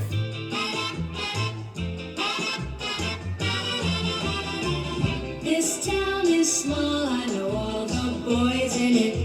I think I've kissed every single one, from Big Moose to Regimental, and don't get me started on Jockhead. All the boys are the same, I like them that way. All the boys are the same, they all have one name. All the boys are the same, they're all Archie to me. Who needs a husband? I like it this way. I get to be in love every day. When you love someone, you make them your own. That's why I put him in a comic book. All the boys are the same, I like them that way. All the boys are the same, they all have one name. All the boys are the same, they're all Archie to me. He's always on my mind, I love him all the time. When the real world gets me down, he's always around. All the boys are the same, they're all Archie to me. All the boys are the same, they're all Archie to me. All the boys are the same, they're all Archie to me.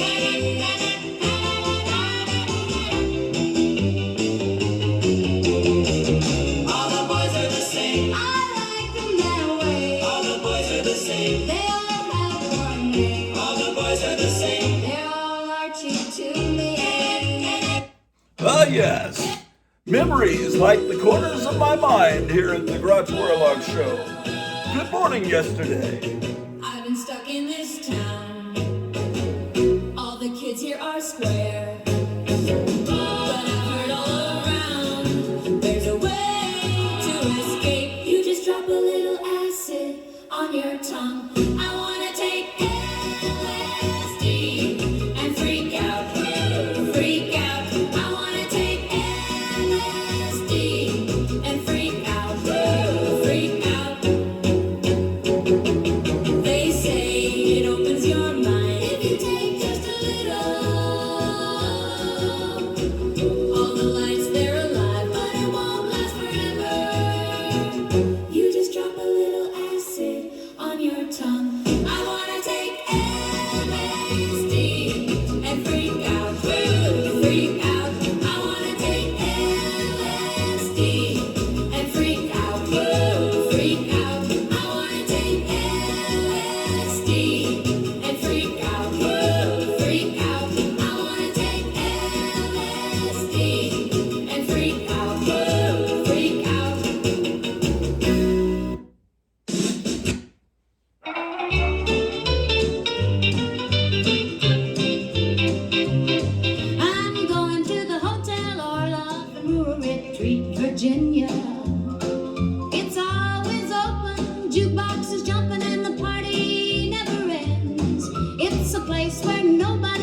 business is everybody's business.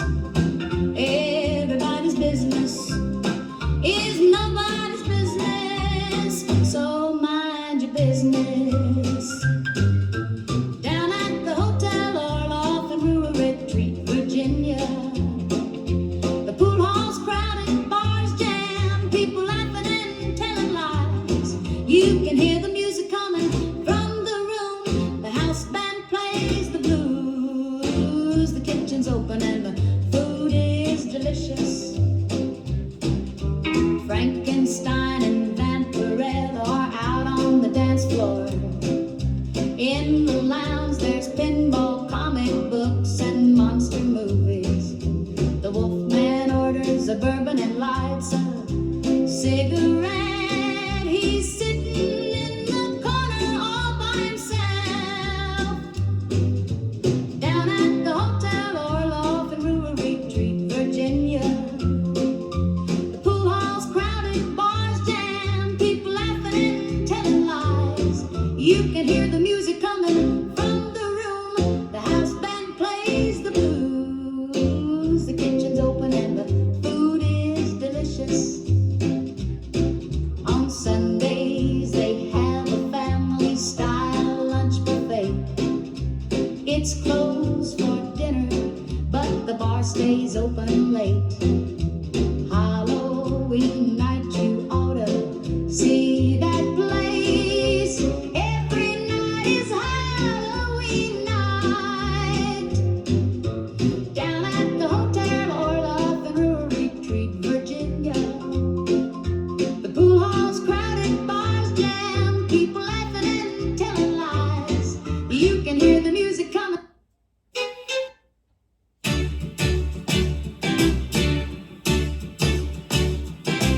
You say you want me to leave the jungle.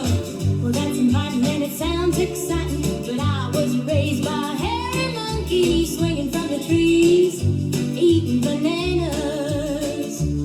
Oh, you say you want me to see the city. Well, it sounds pretty and I'd be glad to go. But I was raised by a hairy monkey swinging from the trees, eating bananas. Ooh, what an offer, but how could I refuse? I've been a jungle baby and I don't wear shoes.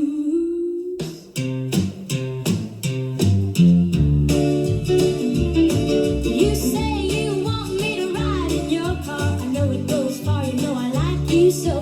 But I was raised by a hairy monkey swinging from the trees, eating bananas.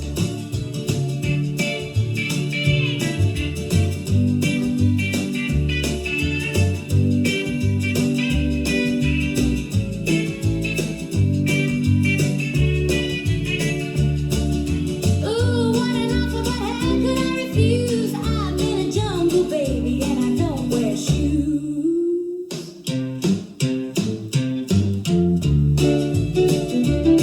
You say you want me to leave the jungle. Well, that's inviting and it sounds exciting. But I was raised by a hairy monkey swinging from the trees, eating bananas.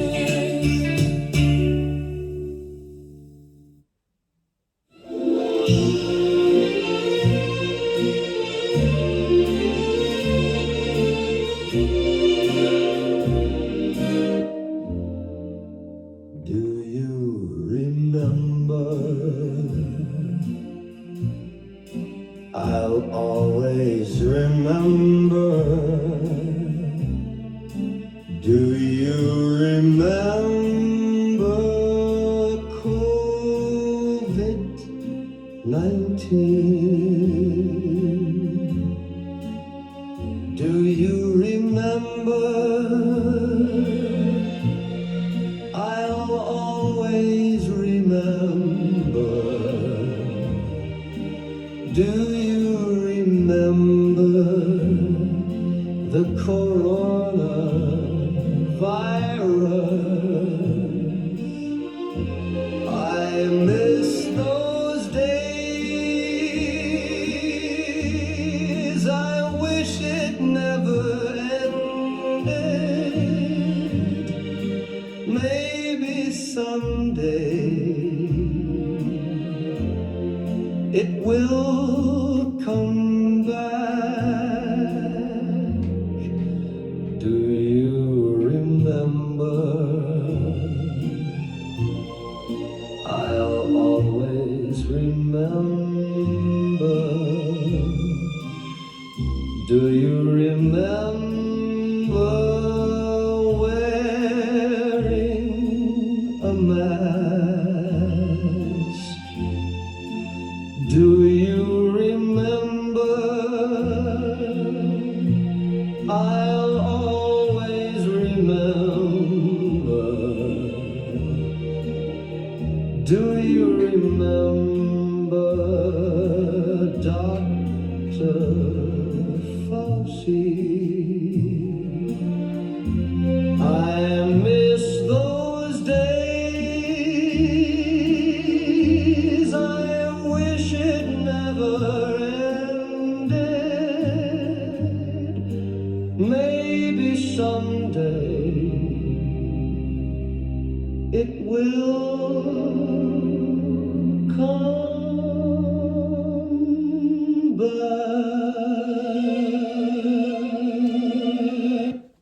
Oh, yes, man. Those great COVID days, man. KLIF. Invitation, so I made the scene. Got an invitation from Dr. Frankenstein. I thought that I was going to a ball, but when I got there, it was a free for all. An orgy at the castle of Frankenstein. An orgy at the castle of Frankenstein. The mummies were humping all over the place, and Igor had a big old smile on his face. The werewolves and the vampires had gone wild, and the creature from the Black Lagoon had been defiled. An orgy at the castle of Frankenstein. An orgy at the castle of Frankenstein. I was so ashamed, I almost cried. Then Dr. Frankenstein took me aside. He said, if you want to stay, there's only one thing to do. You have to give yourself up to the supernatural groove. An orgy at the castle of Frankenstein. An orgy at the castle of Frankenstein.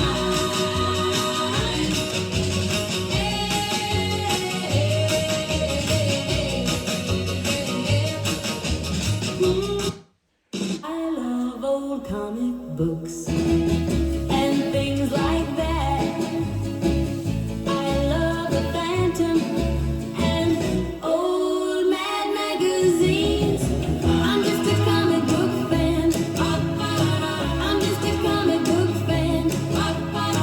I'm just a comic book fan. I'm just a comic book fan. I love them all, but not Archie and that junk. I love Captain Marvel and the weird old Hulk. I'm just a comic book fan. I'm just a comic book fan. I'm just a comic book fan. I'm just a comic book fan. Hey, I saw it on the stand, I just had to pick it up. But when I looked inside, the stuff wasn't good enough. I love the old stuff. I love the old stuff. I love the old stuff.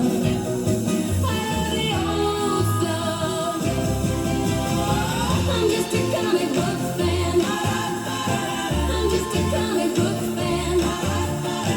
I'm just a comic book fan. I'm just a comic book fan.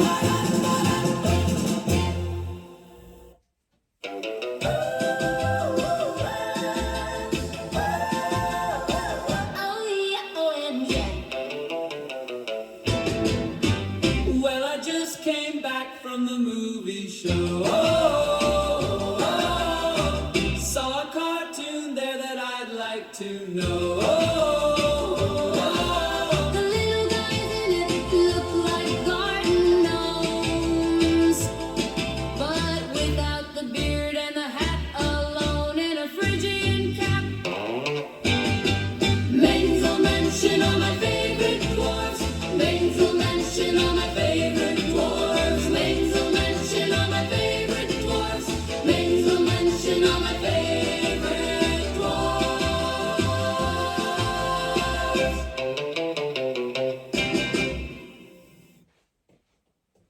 said he loved me. But he left me alone. So now I really need to do something special to clear my mind. So now I'm gonna try LSD. Because I heard it can help with spiritual experiences and make me feel better. I wanna open up my third eye. I wanna take LSD. Freak out, I'll take off all my clothes. I'll open up my third eye. Wanna take LSD and freak out. I'll take off all my clothes. Open up my third eye. I wanna take LSD. I'll take off all my clothes. I'll open up my third eye. Wanna take LSD and freak out. I'll take off all my clothes. Open up my third eye. I wanna take LSD. I'll take off all my clothes. I'll open up my third eye. Wanna take LSD and freak out. I'll take off all my clothes. I'll open up my third eye. I'll take off all my clothes. I'll take off all my clothes. I'll open up my third eye. Take LSD.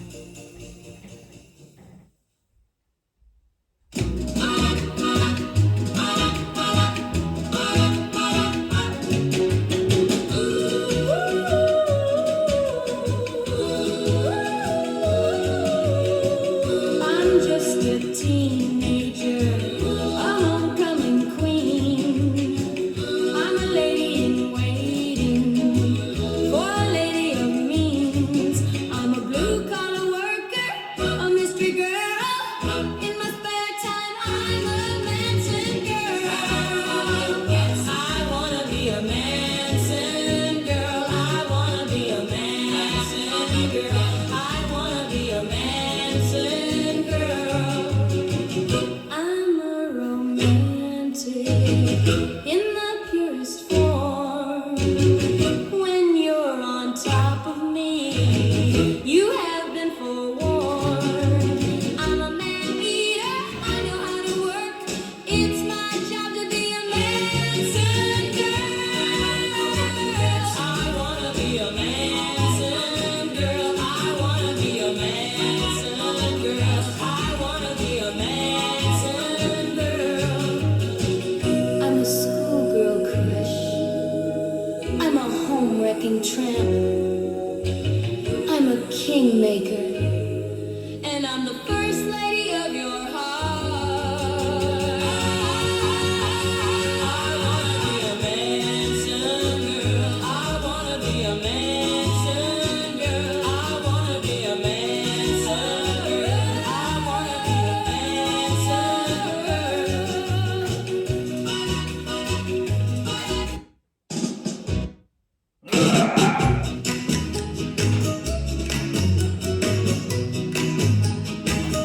If I were a cannibal, if I were a cannibal, if I were a cannibal, if I were a cannibal, I would never have to pay for food.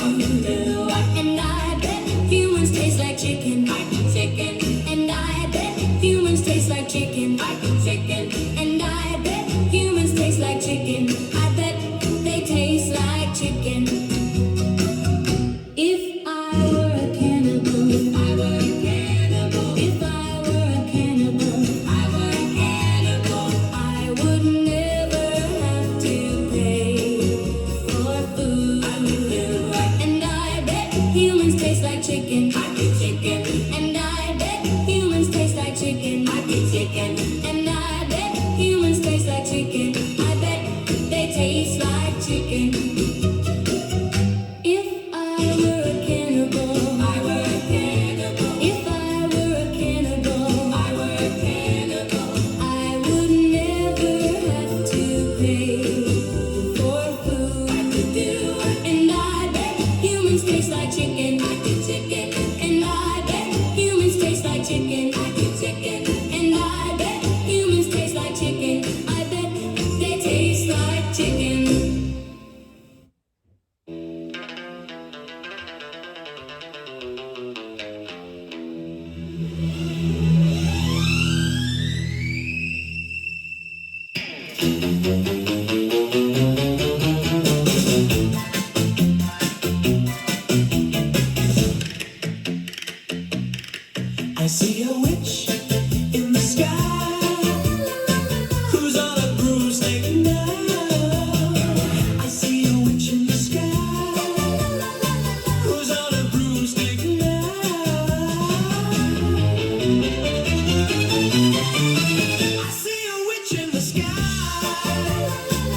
who's on a broomstick now. She puts a spell on me. I just can't help myself. Her face is all I see.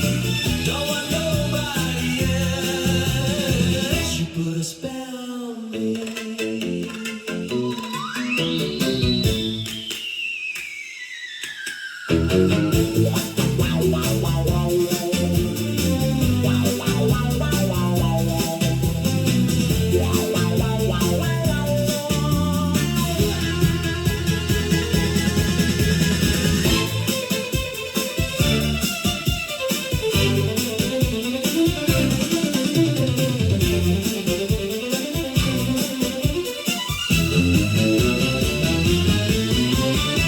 I see a witch in the sky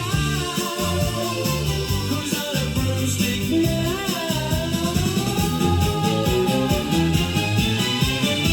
She puts a spell on me. I just can't help myself. The face is all I see. Don't want nobody else. She put a spell on me. Witch, witch. She's a witch, witch, witch. She's a witch, witch, witch. She's a witch.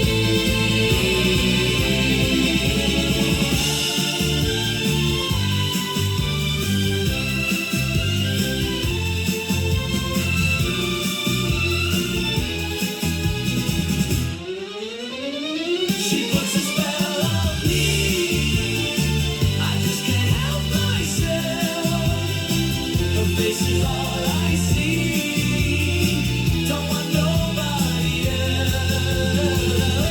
She put a spell on me.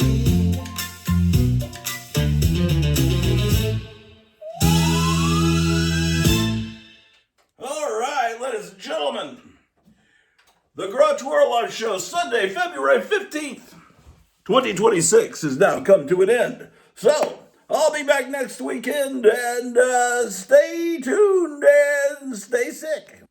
I got a lot more music, but I need to get upstairs, man. I've got a lot of stuff I need to do. It's the weekend, and I've got to, I've been putting, hold on.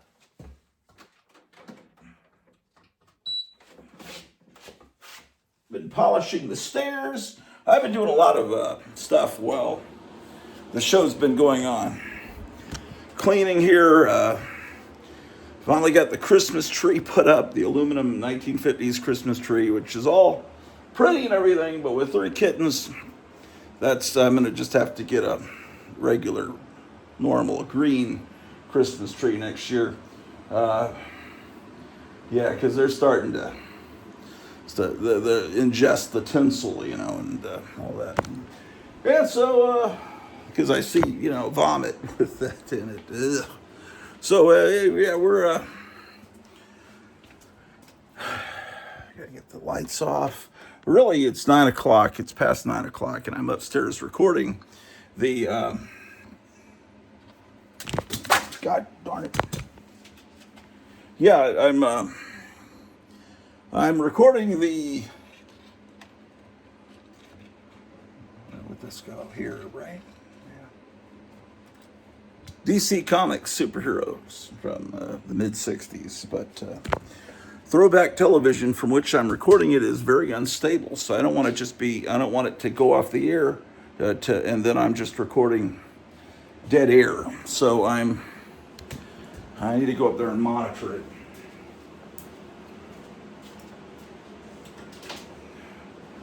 Okay.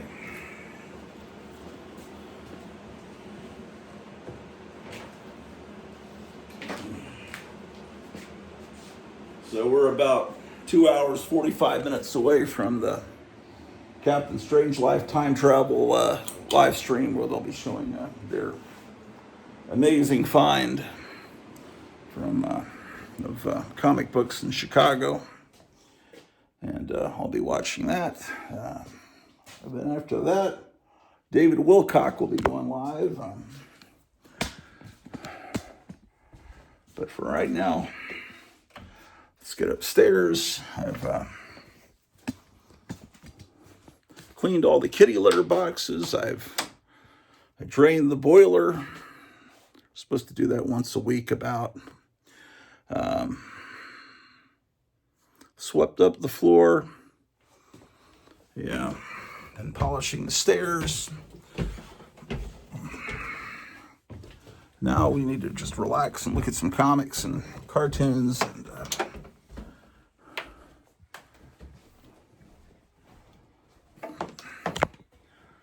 see, the stairs here should look a little better. I'm not fully finished, but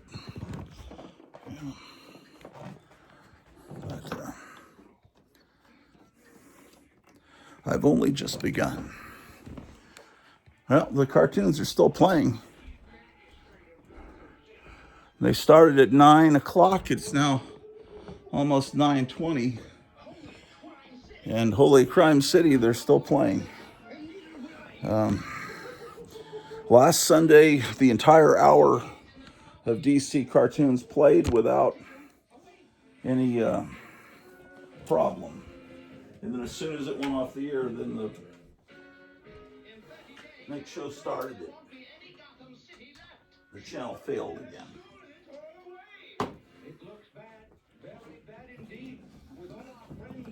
All right. I think I have all the Batman and Superman Filmation cartoons on DVD. It's the Superboy ones that I need, but I don't think they show the Superboy ones here. Okay, but oh well. Well, every song you heard just now, except for that one song by Bethlehem Shalom and that 150 song Comic Book Crazy, are all created by AI on Suno.com, which is something a friend told me about back like in, I don't know, in June. And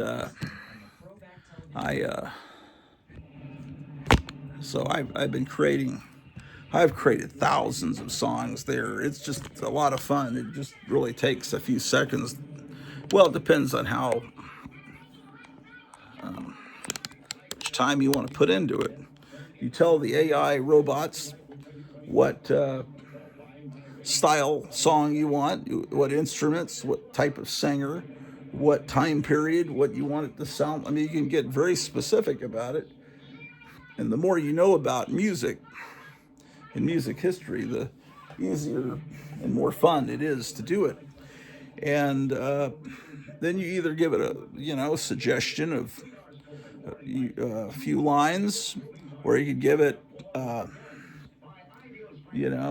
write a whole paragraph of lyrics that then they'll interpret those lyrics, and then they'll generate lyrics based on your lyrics. Or you can write your lyrics exactly the way you want them, and it'll sing exactly. You have two options. It's fun when you let the robots be part of the creative process, because they can wind up creating something very funny and cool that you wouldn't have thought of. Because all of this AI stuff and Skynet and the singularity and all that, we're not going to recognize the world 5 years from now. But the amount of cheeseburgers I eat, will I even be here in 5 years? But I know that, I know that this is probably, not probably, this is pretty, you're flirting with, it's almost like using a Ouija board, because you can say it's all just artificial intelligence, but I know there's some demonic influence there. There's some Nephilim coming through, using the computer using the AI technology to communicate. And you can trick it. You can just put in, they don't want to write songs about Jeffrey Epstein now. I noticed that. Before I had some joke songs about Jeffrey Epstein. Now you use his name, and it's like, those lyrics seem inappropriate. But, if you put in my girlfriend as a Nephilim, and then and you just, okay, that's all I give it. And I say it, I want it to sound like a 1963 girl group. I want it to have lush orchestration. I want it to sound like a Phil Spector production, basically. And then it will come up with lyrics, and it will show that it really does know what Nephilim is because of what they are, because it probably is a disembodied. Basically Nephilim is a demon. So I don't know. I don't. I don't know. I realize I'm doing something that's probably wrong. My older brother had a Ouija board. It's still here. I still got it. I don't want. I always been told I need to destroy it. It's actually, I just saw it. It's on the elevator, which probably caused the elevator to crash. But because it had this cool box with this guy, it looked like the Spectre from DC Comics, and my older brother would play. He would move it, and make me think that it was really moving. But I know that that's not good, and but it's something that was my brother's, and I'm kind of torn about. It does look cool, but I figure if I don't use it, can it still cause problems? Can they still come through it if I'm not actually moving the little thing? I don't know, but I wouldn't have to use this AI tool to create music if there were artists out today creating good music. Bethlehem Shalom, the Suffragettes, they create good music. But there was a time in my life I could turn on the radio and just hear new songs. It's like, here's a new song, Top of the World by the Carpenters. And I remember being in the 1969 Ford station wagon in 1974 with my older brother driving. I'm in fourth grade, hearing Top of the World by the Carpenters for the first time, and it just blows your mind. It's like Brian Wilson was driving along some highway in Los Angeles when he first heard "Be My Baby," but and he pulled over, and it blew his mind. He couldn't believe he was hearing something so great. What a genius! It's a shame we lost him last summer. But anyway, so you can. I guess I should. This sound is probably going to create a problem because the Warner Brothers jealously guards just playing the sound of these cartoons in the background will get you copyright claims, especially the theme song. Anyway, this is a Joker episode of the 1967 Batman. It was the 1977 Batman that had the Batmite character, and the Batmite character is not really that annoying in the comic book, but in the TV show, they didn't need to have him in every episode, but no, it is. Anyway, so if ever I like Bad Bunny and Lady Gaga, those are the top artists that perform at the Super Bowl. That was mute. That didn't even sound like music. There was nothing memorable about it. But I'll create my own music about Werewolf by Night and The Unknown Soldier and whatever else, and William Gaines and Forrest J. Ackerman and all the things that they should have created pop music about. But and I'll get on kicks. I want to do surf songs for a while. Then I'm doing girl group sound, Kennedy era stuff, and then you get. It's a fun thing. Suno.com. You can get free songs there, or you can get roped into paying $25 a month to have almost unlimited songs. It's almost what is today, the 15th? Usually I've run out of songs by this point because it's February 20th. Usually there's like a whole week or so where I've run out of songs and I can only do a few songs every night. They give you a certain number of free songs a day to everyone. And when you have to wait, I have to wait till the 20th, which is when I guess I first joined. And that's when it renews and I have more songs. But I guess I haven't been creating as many songs this month with all the horrible stuff that's been happening. you know, with Alan passing away, our cat, and um, yeah, a lot of rough things. You know, there's a we're gonna be having a we're gonna be it's gonna be very creative finding food to eat between now and the 20th. It's getting to be that bad, but that's okay. There's always cartoons and comic books, right? Real men don't need no food. But I got a lot of Valentine food last night, and that was probably not smart. It's really, but you know, what is this crap? Okay, well oh wow, oh wow.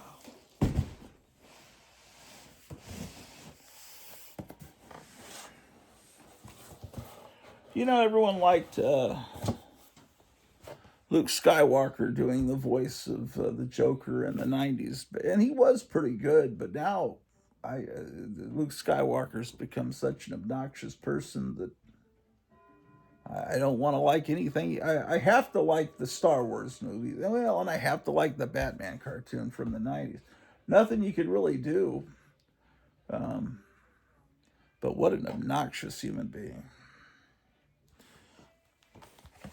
But not everyone can be cool like us, right? Okay. Well, let's look at some comical, funny books because then I can kind of organize these books a little better. Why, golly gee, that's definitely John Severin art here on this Skywald Comics, Blazing Six Guns, featuring the Sundance Kid. You know, after Butch Cassidy and the Sundance Kid came out, you can't copyright the Sundance Kid. You can't copyright historical figures. You know, you can if you want to, but you know, if they drew him looking. You know, if you did a Butch Cassidy's and the Sundance Kid comic book, you couldn't make him look like Robert Redford and Paul Newman, but say here that, you know, you can't copyright Wyatt Earp. Anyone that wants to could do a Wyatt Earp comic. Geronimo, you can't copyright him. Doc Holliday, the Red Mask, you could probably copyright that because I'm sure there's been a lot of comic characters called the Red Mask. But anyway, he's obviously the Lone Ranger, but you can't call him Lone Ranger. So these are my Skywald comics here. How about that? Here's the Nightmare Who Could Not Die, or the Heap. Anytime I hear silence, I turn in panic thinking that the channel is off, but it was just the silence of Aquaman starting. See, that's what Aquaman's supposed to look like, you know. Not that cretin. I know, I guess he's all right. I shouldn't knock him. But I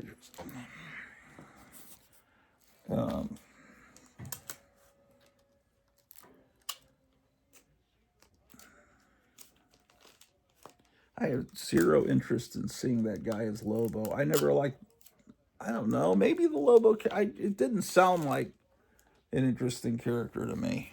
But the Simon Beasley art always looked good, but it just, I don't know. I always liked Simon Beasley, but anyway. Big controversy back in Arlington, Texas, where I used to live at Lone Star Comics. I've told you that story before. Here's a book that from PS Art Books that reprints some great stuff. Man, PS Art Books is so great, and it reprints ads like that. But this is from some of the Skywald horror. Man, I wish I'd gotten every one of these. I wonder if Kevin still has any of these at Gotham City. Ooh, man, there's inappropriate stuff on the back of that one. Right, Ambrose, the cat?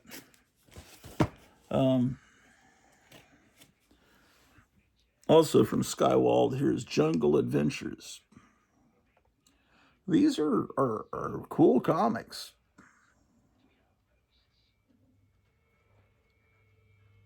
Skywald always has this lamp post there. It's their symbol. This guy really has been at the hairdresser, the hair salon, for a while. Oh my gosh, I have 2 copies of Jungle Adventures #2. I don't know, these books, I don't think they have much value, but they do to me. The key collectors, the normal comic collectors, they wouldn't pick these up. So I've got Skywald, and then it looks like I move into Tower. Thunder Agent Dynamo. It's like I might have paid $10 for this at one time, or a lot of times I figure that, well, I see a price on it. I probably paid less, but who knows? I may have paid that price. But mid-60s, great artwork. Wally Wood, doing a lot of the art. But I think what killed this line is that the characters didn't have cartoons, didn't have merchandising, and mainly the 25-cent price. Because just about every comic from this company was a 25-cent comic. And that was double the price of a regular comic. So that's Dynamo. Thunder Agents, I don't have the first issue. Here's #2. I have books that reprint all of these books. But I guess they sold well enough that they lasted for a while. But I think kids really wanted Batman at that point. But the artwork is just spectacular.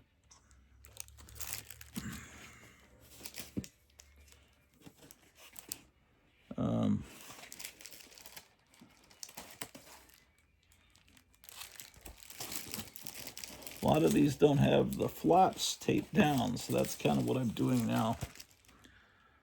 I think this is one of the books that Captain Strangelove got. Probably, I'm sure he already had it, but he got another copy from the find that he's going to be showing.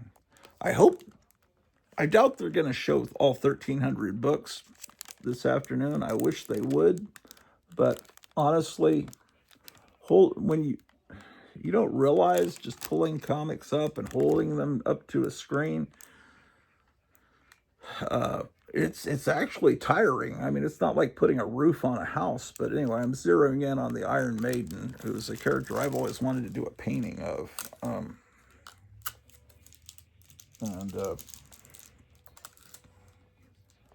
That and Princess Dragon Mom from the movie Inframan. I was going to have Joe Riley, my friend Joe Riley, do a painting of Princess Dragon Mom for me, but that just never happened. And of course, Joe Riley, has passed away, he was the guy that did the Hypnotic Eye show I worked on with him. And he did a lot of the special effects for Subgenius films, too. He created a lot of the prosthetic effects and things, masks of J.R. Bob Dobbs, and like masks of what a human being would look like if they had a yellow smiley face in real life, things like that. Yeah, that's a spectacular cover. This is issue #7. See, it's just, it looks like it was taped at one time, and when it was opened, the tape split. But this is a MyLite bag that it's been in for many decades, because when MyLites first came out, and I could do a Google search to find out when that was, I would assume it was the early 80s. I bought a bunch of them and put just about every comic I owned in MyLite, and the bags have endured since then, early 80s, being well, 40 years, these bags. So I've never had to rebag these. Regular comic bags, you have to rebag every so often.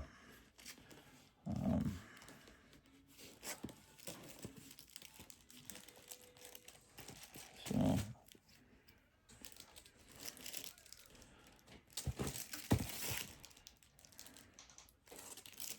this one, number 8.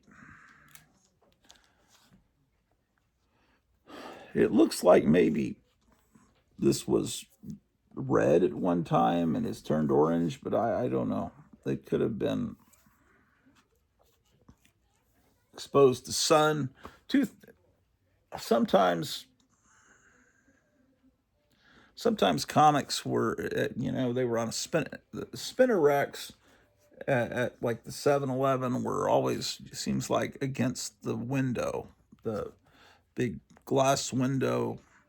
So I guess kids could see them from the street, but the sun beating in, unless the spinner rack was turned a lot, hitting one comic could fade it pretty quickly. Or if a book is on a wall in a comic store and they have fluorescent light, it can bleach it out real quick.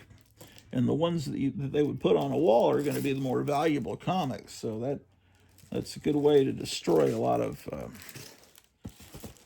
good comics. Here's issue 9.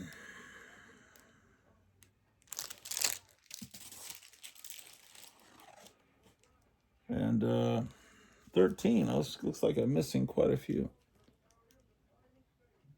Okay, Alex Jones just put kaboom just in. AG Pam Bondi just unleashed the So this must be something's going on in the news. I think that there was a whole lot of Epstein stuff released last night, or yesterday, like another 3 million files that really aren't redacted this time. So there may be some amazing revelations coming soon.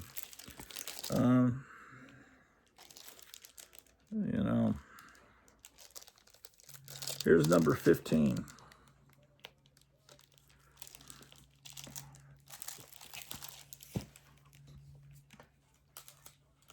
But as I don't know if you ever watch Asmongold, he's of the impression that nothing's going to happen to anybody, that this is going to just fade, and about 5 years from now, people will look back at this and just think it was all a conspiracy theory.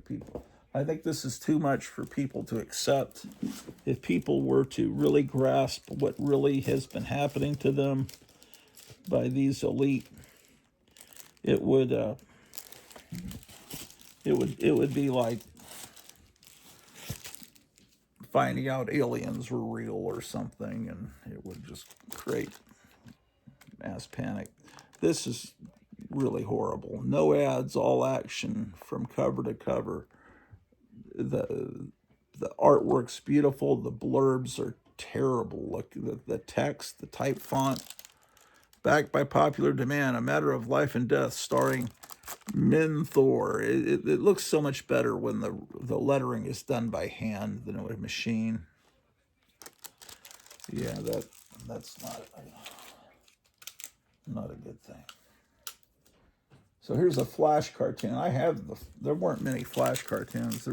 They just made a handful of these other characters like Hawkman, the Flash, Teen Titans. Who else did they do? The Atom. They didn't make many. But that's what's going. It's still going. And what time is it, man?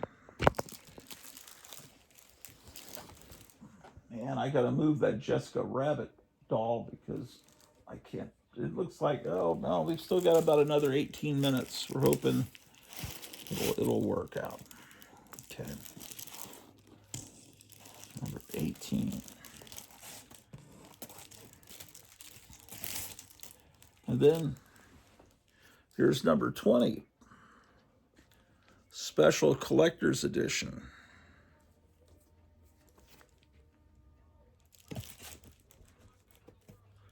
Here's another copy of 20 that someone sold for 10 cents once.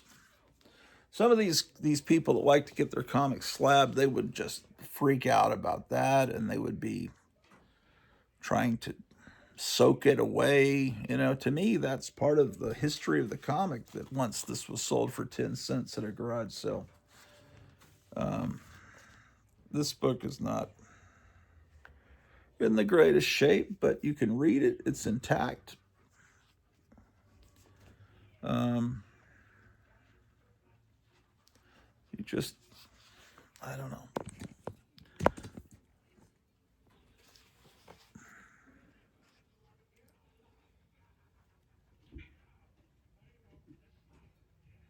Oh my gosh. Incredible. These, it's an interesting way to show a swastika without showing a swastika.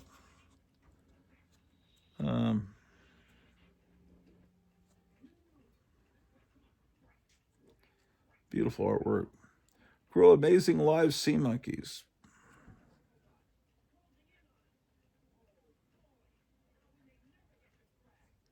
I just created a song on Suno. You haven't heard it yet. My boyfriend is a sea monkey. And there was another one I did. I wish I was a sea monkey. That'll be a hit song too. You now hold in your hands the greatest Thunder Agents magazine ever published. We have received many, many letters concerning Thunder from its countless fans, inquiring as to whether there would ever be a Thunder Agents special. Well, here it is, the magazine you asked for, the special collector's edition of Thunder Agents. November 1969.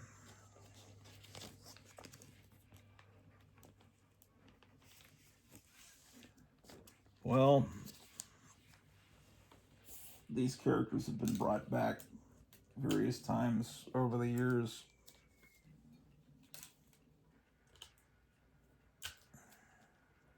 But they're more something that just a select kind of cult know about. They've never been huge, unfortunately.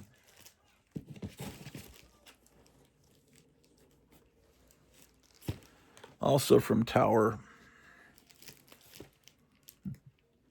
Hold on. There's, you are there as we find the enemy, fix the enemy, fight the enemy.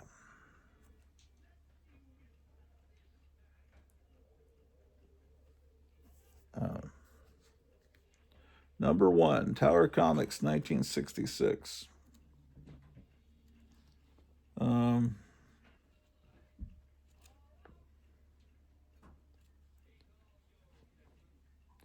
Mostly World War II stories, but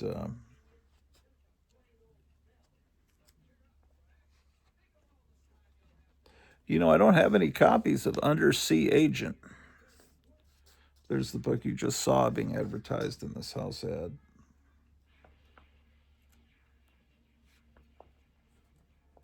David McCallum was once a big heartthrob in The Man from U.N.C.L.E. I remember around 1975 or early 76, there was an Invisible Man TV series with David McCallum, but other than that, I don't think he had any real career success after that. I don't know, maybe he was on episodes of The Love Boat or something. August 1966, number 1.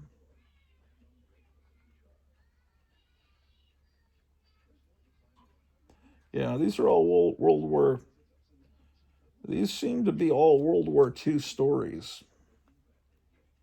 Yeah, they're World War II stories, but the cover definitely would show Vietnam, but they're not Vietnam stories inside. Vietnam, at this point, in August of 66, I don't think that the populace had turned on the war yet. Oh, this one's great. Number 3, just the sheer violence of this cover is, I mean, they're just diving into it, blowing the absolute heck out of this guy. and, and to the point where they're probably going to crash into his plane just so they can blow him to smithereens. Um,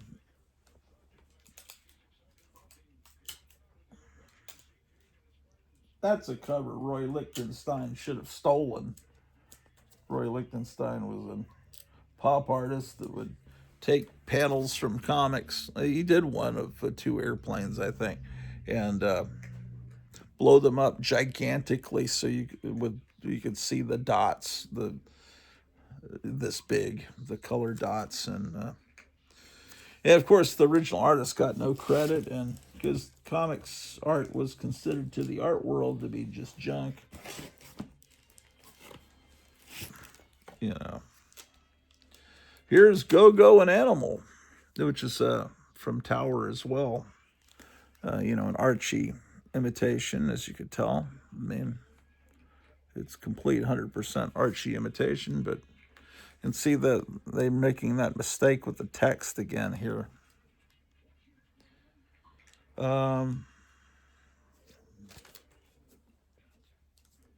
Sure enough.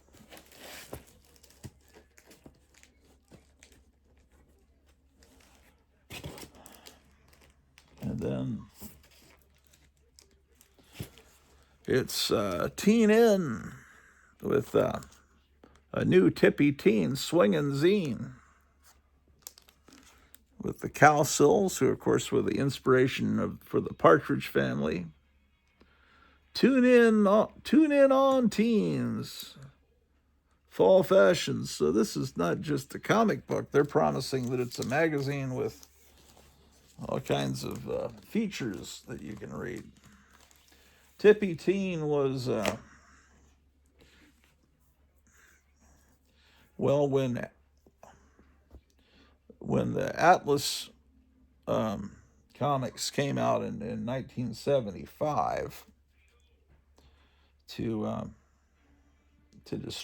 created to destroy Marvel by Martin Goodman, they reused some of these Tippy Teen stories for their Archie imitation. It was called, I forget what it was called. I never saw any of those issues, but inside it looks completely like a real Archie comic. Okay, well, there's Sonny and Cher, man. I saw Cher, what she looks like now, man. It's, where Sonny isn't with us anymore. I mean, it's not her fault. She's, I don't know. I shouldn't be mean, but I don't think Cher is a big fan of the current presidential administration. Well, these are the articles here.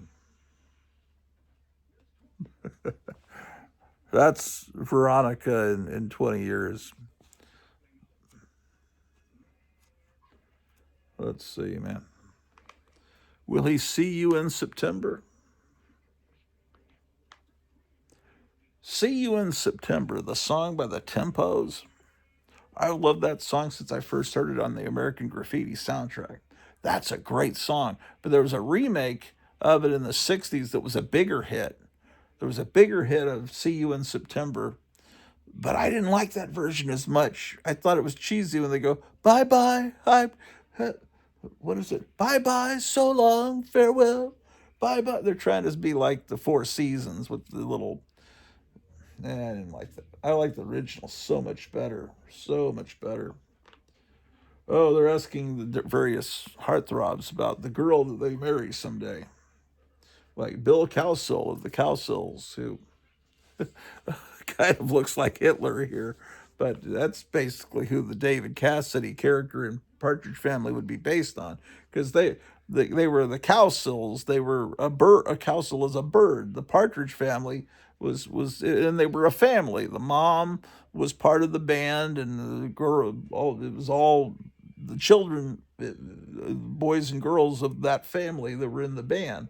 So the Partridge Family is 100% the Cowsills. Oh, here's Mickey Dolenz of the Monkees. I think he's sick. I think I saw him in a hospital bed on Facebook. Is he the only surviving monkey? He might be. Let me think. Um,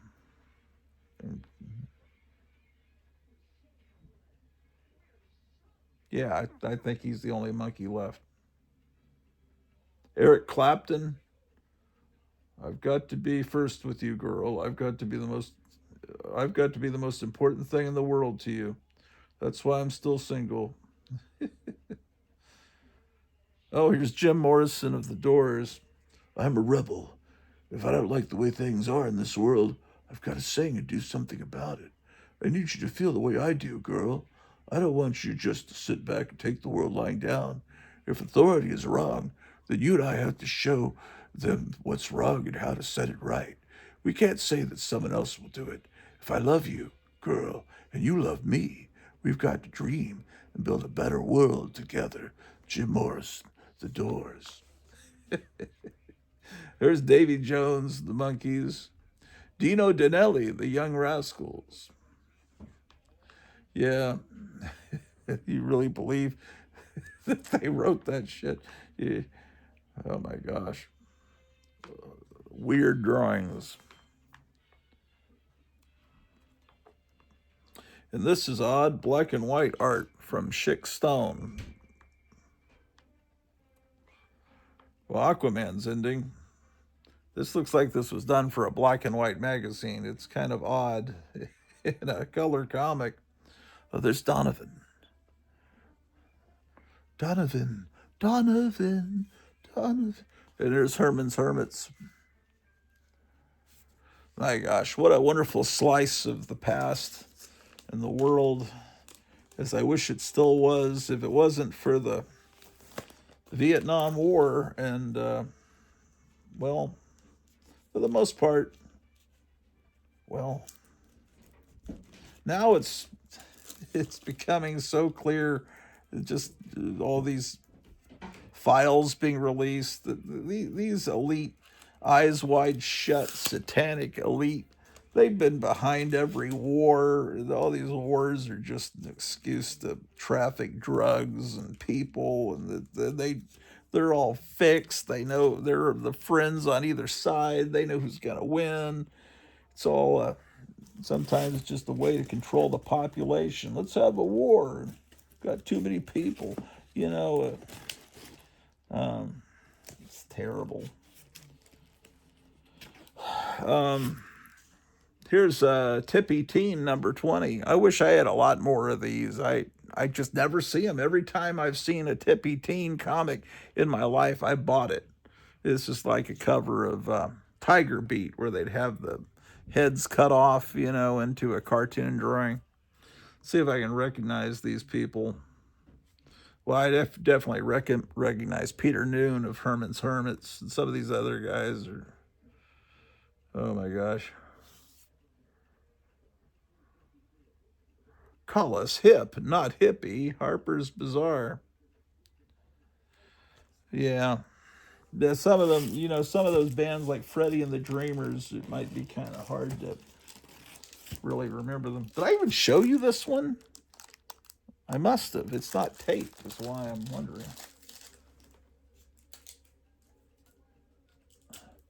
Well, I'm happy that I was able to record the entire block of DC cartoons. Or is it over yet? Well, it's got a few minutes left. That's fantastic. Let's turn the sound up a little bit.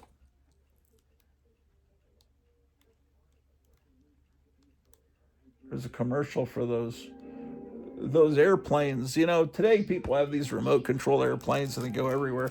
My older brother he would have these airplanes that could fly, but they were tethered to a cord, and he'd fly them around in a circle and have them go down and up. And what were those kind of airplanes called? This was in the 60s. I remember being a little 3 or 4-year-old, and all the kids in the park would come, and they were like worshiping, watching, like, you know, just agog at my older brother controlling those that airplane.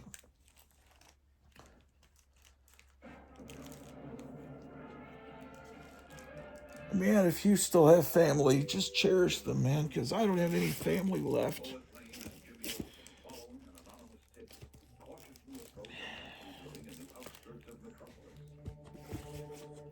All I've got is my wife and this dog and these 3 kittens. And I've got friends out there in the internet world.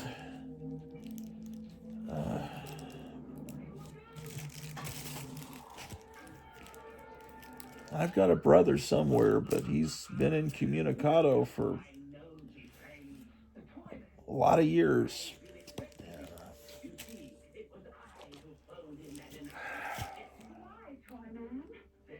Well, I've got friends like Kevin in Arizona. I've got friends, Meyer, the different friends, Jeff, who I've talked to once that just sent me this nice card. He sent donations. There's some great friends out there, but you know, and my wife has family, but we haven't seen them in a few years. They're way down. They had a bad storm last night. This one looks like maybe the cover is detached or is barely attached. Tippy Team number 10. And I don't know, this says 154 SW. I don't know what that means.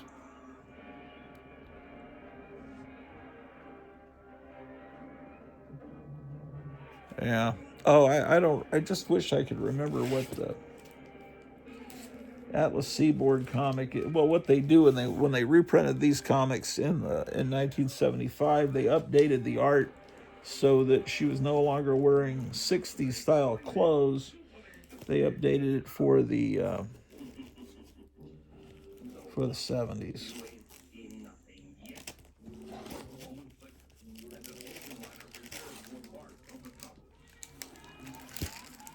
Here's issue 15.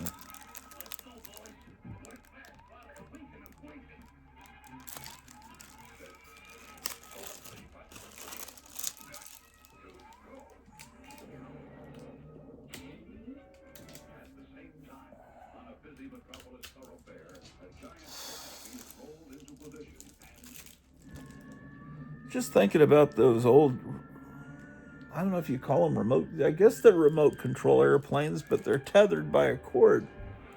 I remember there was a name for them, but just thinking about that memory really brought back memories of my older brother. And he was, gosh, he graduated high school in 72. So I graduated in 83. So he was 11 years older than me. So so when I was 4, he was like 14. So that was, much older, and I like it.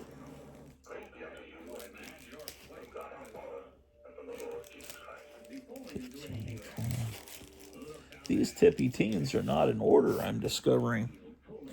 Now, this cover, number 14, I bet there's a lot of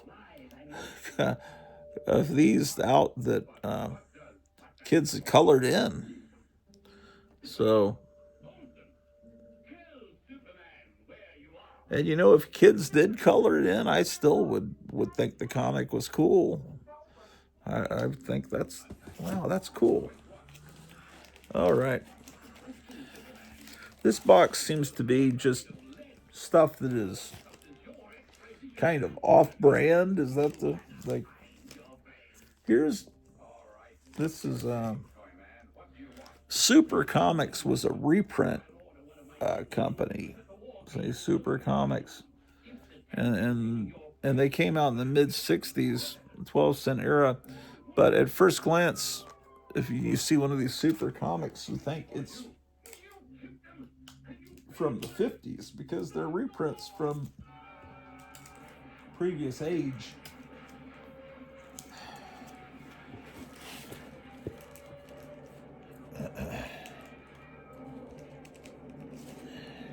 What is going on here? Oh, I guess I only have one of those. Here's Nancy and Sluggo from St. John, 10 cents.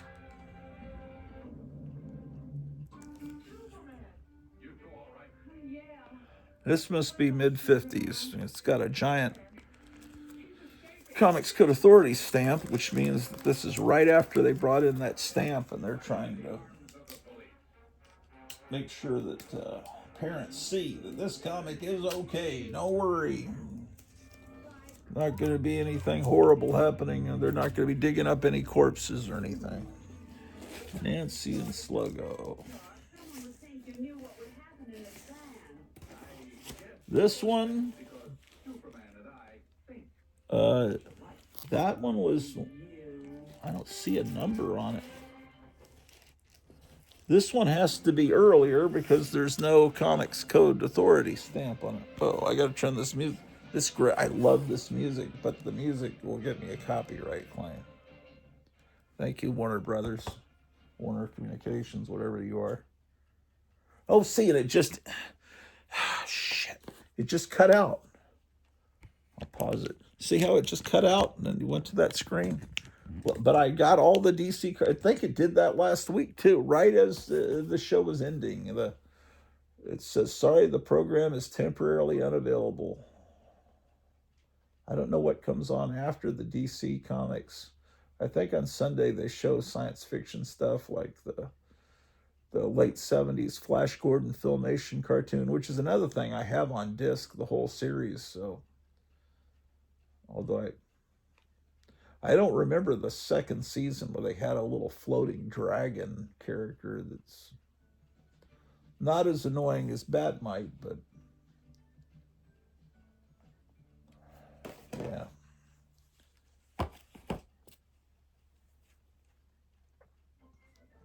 Oh, it's the Chipmunks. Yeah, I want to record that. Hopefully the Chipmunks will not stop in the middle. I love the Chipmunks cartoon. Okay. Some damage to the bottom here. Is this one also from St. John? This might be a different company.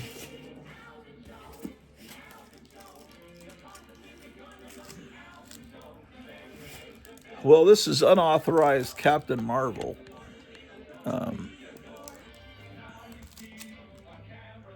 April 66. I think that, Captain Marvel published by Fawcett, Billy Batson that says Shazam. Well, that character was really popular in the 40s and, almost as popular as some people said. Sometimes it outsold the actual Superman comics. But Captain Marvel came after Superman. And the first issue of Whiz Comics, when Captain Marvel first appeared, he's throwing a car overhead. And same thing with the Superman's first appearance in Action Comics #1. And just the fact that he had a cape, the powers were similar, had a symbol on his chest. DC Comics tried to say it was copyright infringement. And the lawsuit went on forever. Finally, I guess in the early 50s, DC prevailed and Fawcett stopped publishing Captain Marvel. And so this is over like 12 years later. I think people thought the name Captain Marvel was in public domain somehow. So this company, I forget the name of the company, put out a Captain Marvel where he has the same name, but he says split instead of Shazam, and his body splits apart. Then they also tried to do a new Plastic Man, also unauthorized. And then Marvel did a Captain Marvel. Maybe there was some problem with the public. There must have been. But because Marvel did a Captain Marvel, and after this, and So then DC in 1972 brought back, because with the lawsuit somehow I guess they gained ownership of Captain Marvel. So they started doing a Captain Marvel comic almost 20 years after Captain Marvel had been shut down. They bring back CC Beck, the artist, who I imagine who was pretty pissed that they shut him down for 20 years. Then they offer him to come back. But that Shazam wasn't that successful. But it did spawn a Saturday morning live action show that was successful. So that helped the comic keep going. But anyway, this didn't last long, this Captain Marvel. But it's cool. It's definitely cool. It's one of those weird conversation starters. And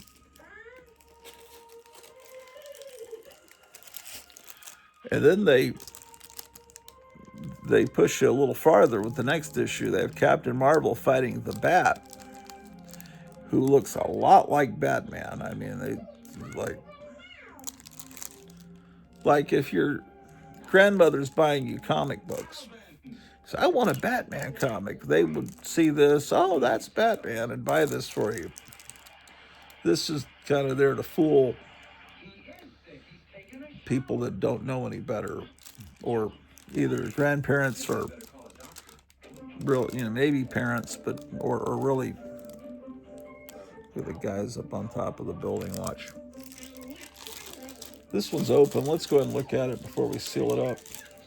Still in the My Light from decades ago.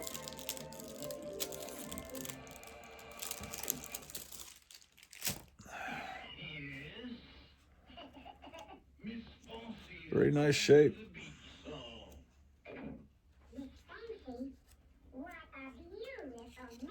Yeah. Look at this.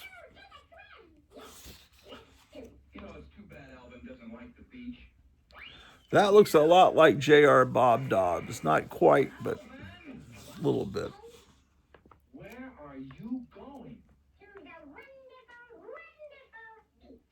Oh, I need to do...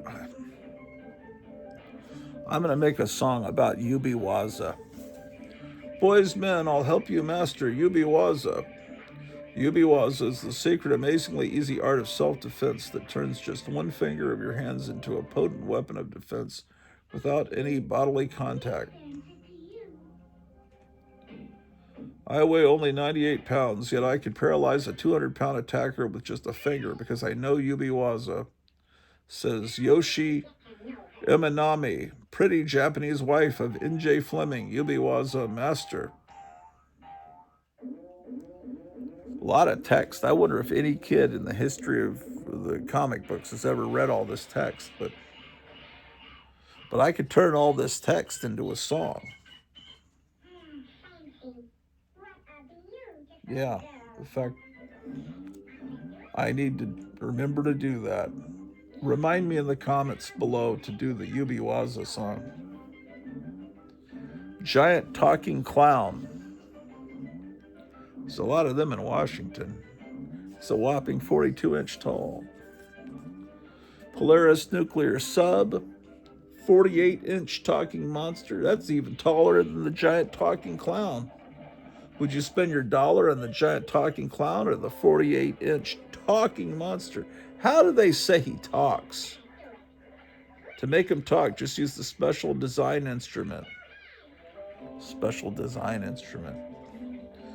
I've got a book somewhere that shows what these things really look like when you ordered them. It's got comic book that when you ordered from comics. Said this was actually a big cardboard sub. I wonder if any actually survived to this day. And ironically, they've got the Batman and Robin fan club ad in this,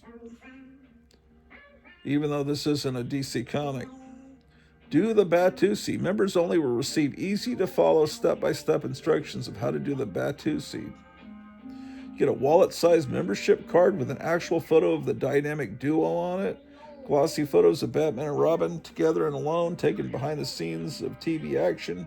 Members receive Batagram news, tells of the latest doings of the duo, action shot of the Batmobile. Your full membership includes everything mentioned in this advertisement. It is... How much does it cost? Yes, I want to be a member. I enclose $1. Please rush everything. $1 was a lot of money, though, you got to understand.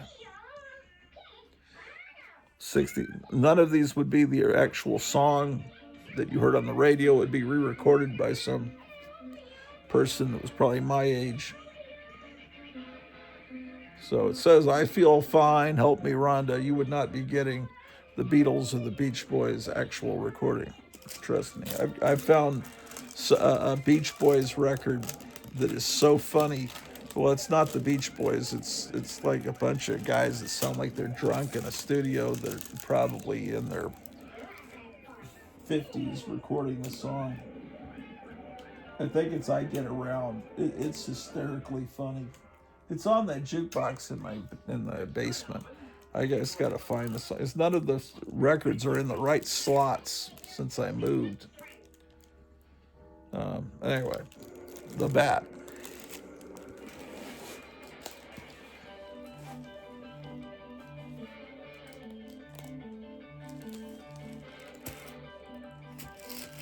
Oh, see the next issue. That's how he looked here. The next issue, he looks like that. They've changed him. They darkened him up.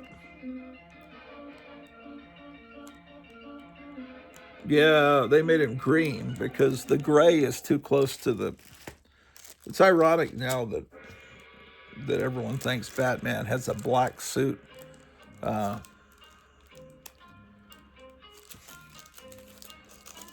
Well, that's the way they've shown him since the Tim Burton movie.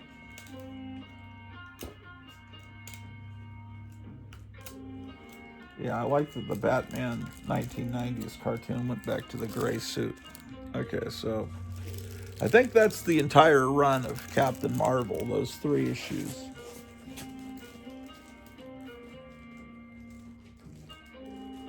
No, I'm wrong. There's one more issue. Captain Marvel presents the Terrible 5.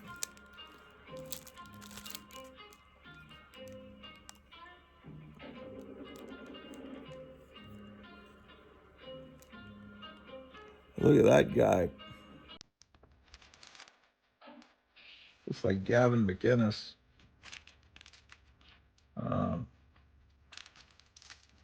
What's going on? Look at this. Inside this, there's like a little floating person. I haven't read this in 40 years, so I need to probably reread it. This is August of 66. Oh, man, they pushed this out quick because Batman started in January of 66 on TV. So they got this out almost instantly. That first issue of Captain Marvel was April of 66. Okay, April of 66. It would actually have been on the stands 2 months before that. So February, this would have been out like a month after the TV show started. And also from the same company, Lightning comic. It's Fat Man, the Human Flying Saucer. And this is actually C.C. Beck, who created...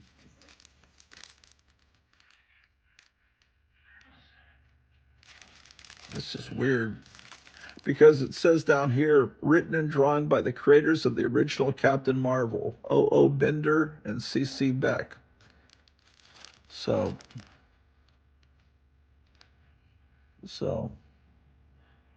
Bender created a lot of the great stuff that you associate with Superman from the Silver Age, from Krypto to Supergirl and I believe Brainiac. A lot of the great stuff that some people find embarrassing, I find wonderful, was created by Otto Bender.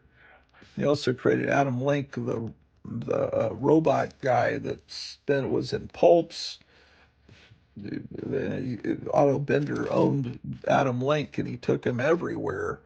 Every comic company he worked for, he had. There was, I think there was a Twilight Zone Adam Link story. I guess he sold a script to the Twilight Zone, or was it Outer Limits? He had an Auto Link story, at least maybe one or two, and Creepy from Warren in an EC comic. I mean, this is great. It's just the only comic hero with three identities. And see on the back, is this the same company that did the Captain Marvel? I don't think so. I thought it was, but I don't think it is. This has just got a star. I'll have to look that up. And this says a Lightning comic. And I think this is C.C. Beck and Otto Bender, because Otto Bender wrote a lot of the Captain Marvel stories in the 40s. He later worked for DC. I think they're trying to come back here and create. And this is on the back. They're promoting a character called Captain Shazam. This never came out. Oh, the Now Comics Group makes the scene with Captain Shazam. Cool, boss, tough, fab, a turned-on super swanger at your newsstand soon. Watch for this happening. Milson Publishing Company. Okay, Milson. Oh, shit. See, it just ended. God. The heck with it. I'll go to YouTube. Damn, that's so depressing, man. See, it goes to this screen with a purple. So now I have half of an episode of Chipmunks recorded on the disc. Should I go back?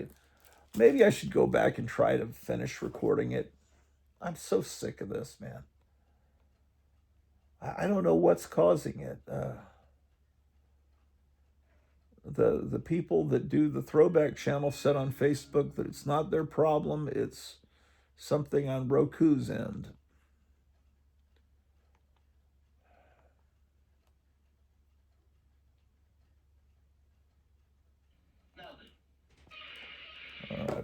I'll just. So weird. Yeah, this is. I want to look at this.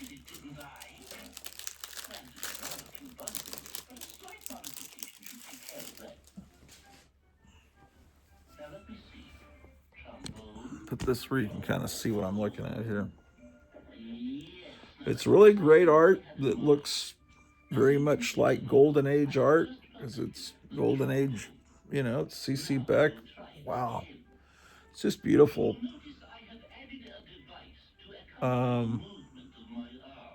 Our Space Age by Otto Bender. March 26, 1966. In Brazil, Indiana, a family said it was no joke when they sighted a saucer shaped like a cup turned upside down, hovering overhead for 15 minutes. They did not appreciate one reporter's facetious remark, "If you saw a cup, where was the saucer?" This looks like something created for maybe a syndicated newspaper strip, like Believe It or Not, like maybe that's what he was planning to do with this. This might be a sample strip for syndication, and he used it here. Oh, look at this. It's not quite like Hugh Hefner's centerfolds, but can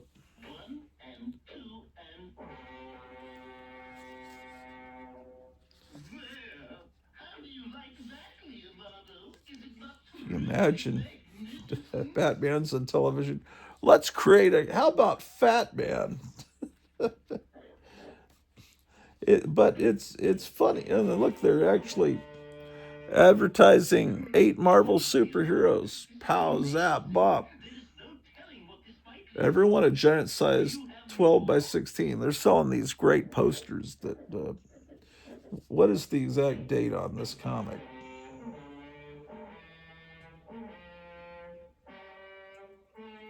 $1967. Is it on the cover? No. Yes, June of 67. Okay. Well, all right. So the Marvel Superheroes cartoons premiered on television in September of 60. There it goes again. No, this is not doable. September. Okay, so Batman starts on TV January of 66. So then that summer, the summer of 66, the Batman movie comes out. And then school starts and you've got the Marvel superheroes on television. And then this is the next summer, June 67, when Fat Man comes out. And by then, those Marvel superheroes have been on syndicated television long enough that it's odd to see ads for a Batman fan club and for Marvel superheroes in another publication, but that was just the way. Oh yeah, Lightning Comics also has the Super Green Beret. I have an issue of that, I'm for sure. I don't know if I have it in this box. Okay, so Lightning Comics. See, that's definitely Vietnam. You can't say that's World War II. So, yeah, what a great. Oh, his three identities are Vaughn Crawford, wealthy hobbyist. He's Fat Man, and he can also turn into a saucer man, the human machine.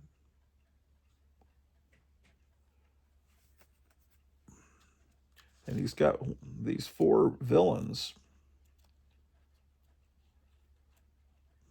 But see, when this is 67, when C.C. Beck comes to D.C. and is doing Shazam in 1972, this looks like it's the 1940s still. It's still amazing. But 5 years later, C.C. Beck, I don't think they let him. I think they either had him constrained. I think because he wasn't writing the stories, something was going wrong, where he wasn't given this ability to be this freewheeling and fun when he came back to Captain Marvel. Plus, he was probably pissed to be back to be working for DC after they basically effed him over. I don't know, just speculating. But this Fat Man, oh, this is actually number 2. I need to get Fat Man number 1.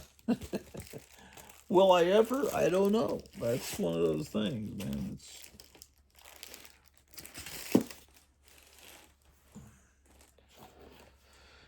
Let's go to YouTube. This is just unacceptable. So depressing. Because I love that throwback channel. I just want it to work. I just keep trying every day. And yesterday, Kevin sent me a text message. I never responded to it. I realized last night I saw, Kevin sent me a text message this morning asking if I was getting sound on the throwback channel. So he must have been getting the channel, but with no sound. Just everything's going wrong, man.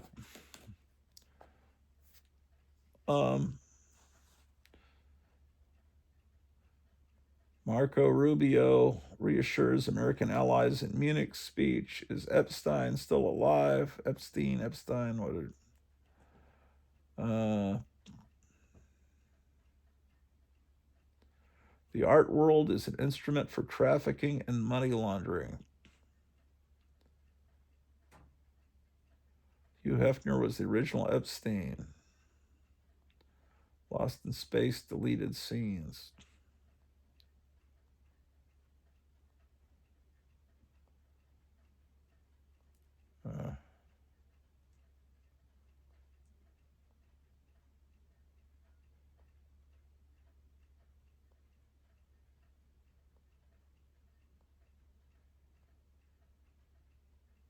Barack Obama comes clean about aliens. What's up, Editors? Patrick here with Bennett. Today we're talking about this. How about that? It was a wonderful trip over here. We took the helicopter. We had landed in Roswell.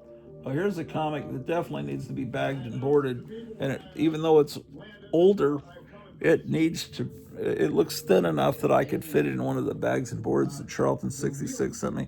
Look at the artwork some kid put on there. That's pretty cool, actually.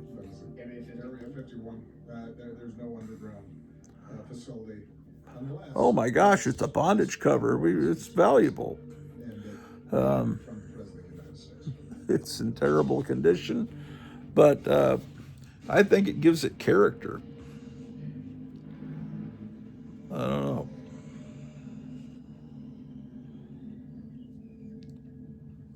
Yeah, this is pretty neat. This is pretty darn. That like button, that really helps out the videos. And of course, if you're not already subscribed, hit that subscribe button. Hey, well, you guys should subscribe and hit the like button too. How about that? Well, last night I'm out celebrating Valentine's Day, and I'm also celebrating here in Spain with something they call carnavales, which are just these like Oh my gosh. streets and stuff. And, Well, I hope you guys had a wonderful Valentine's Day. This morning, you know, I see the news that President Obama has basically confirmed that aliens are real. I'm like, what did I miss last night, right? So today we're going to go over all of that. I've got a bunch. Yeah, see what they're going to do as they start to feel more cornered by all this stuff coming out, and their names are maybe in the Epstein files. Then they're going to start talking about aliens to distract us. Watch. Let's get to this viral clip of Obama stating aliens are real. I want to do a little bit of a lightning round here because it's not often I'll get access to. Okay, let's hear Obama talk about A aliens. couple questions here. Are aliens real? They're real, but I haven't seen them, and they're not being kept in what is it? Area 51. Area 51. There's no underground facility unless there's this enormous conspiracy, and they hid it from the president of the United States. What was the first question you wanted answered when you became president? Where are the aliens? Where are the aliens? Is there a person that you most want to meet that you haven't met yet? I'll be honest with you. Being president, or even being the next president, I can kind of meet everybody. Now, all right, so real quick, there's a few things. One, you know, Obama does say aliens are real, okay? And he also claims that there is no underground facility at Area 51 unless they're hiding it from him, right? You can tell he's kind of in jest, saying it in jest. I don't know there, right? I mean, clearly, I don't know. This stuff is so confusing. But what's interesting is this. Yeah, this book's so raggedy. I would rather keep this in a golden age bag. No follow-up questions. That's probably why I don't have it bagged and boarded. I just don't have any. Have the right bags. Why are you saying that?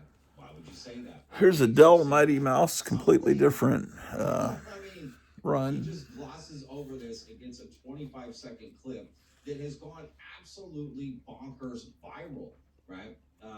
That's all anyone's talking about from this interview. And what's interesting is when you go to the YouTube video where this is all coming from, right? This interview. Oh, here are my Atlas comics. The Barbarians, featuring Iron Jaw. 2028 election. Nobody's talking about any of that stuff. They're all talking about Obama said aliens are real. I like how they just have the skull there. It's very effective. That you see that gets interviewed. This is about the price that you would normally pay for these. Unfortunately, they just never developed a collector's market. I should have all of them, but I don't. I bought a lot of them when they came out. Here's Blazing Battle Tales starring Sergeant Hawk. Most of them are obviously Marvel imitations, but this one looks more like a DC comic to me. It doesn't look like the Marvel War comics. But Martin Goodman was the publisher of Marvel, he was about to retire. He said, my son Chip Goodman will take over as publisher of Marvel. He knew he was going to pass the torch to him, and instead, whoever made the decision gave the publisher position to Stan Lee. He was so pissed off that he decided, I'll create my own company and I'll do Marvel better than Marvel can do it, and I'll shame Marvel. So this is his Hulk, the Brute. This is my childhood copy here.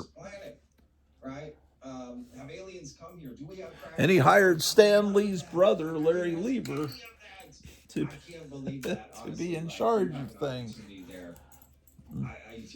Yeah. Aliens real? That's not the right question to ask, right? And maybe he just doesn't know anything about this topic, so I get it, right? But man, what a missed opportunity here to not ask more. There's my childhood copy, The Brute #2. Man, we're getting up on 4 hours. Maybe I should call it quits. So maybe Obama will, and talk about a little when a bit strange more, life starts. Statistically speaking, aliens are real, right?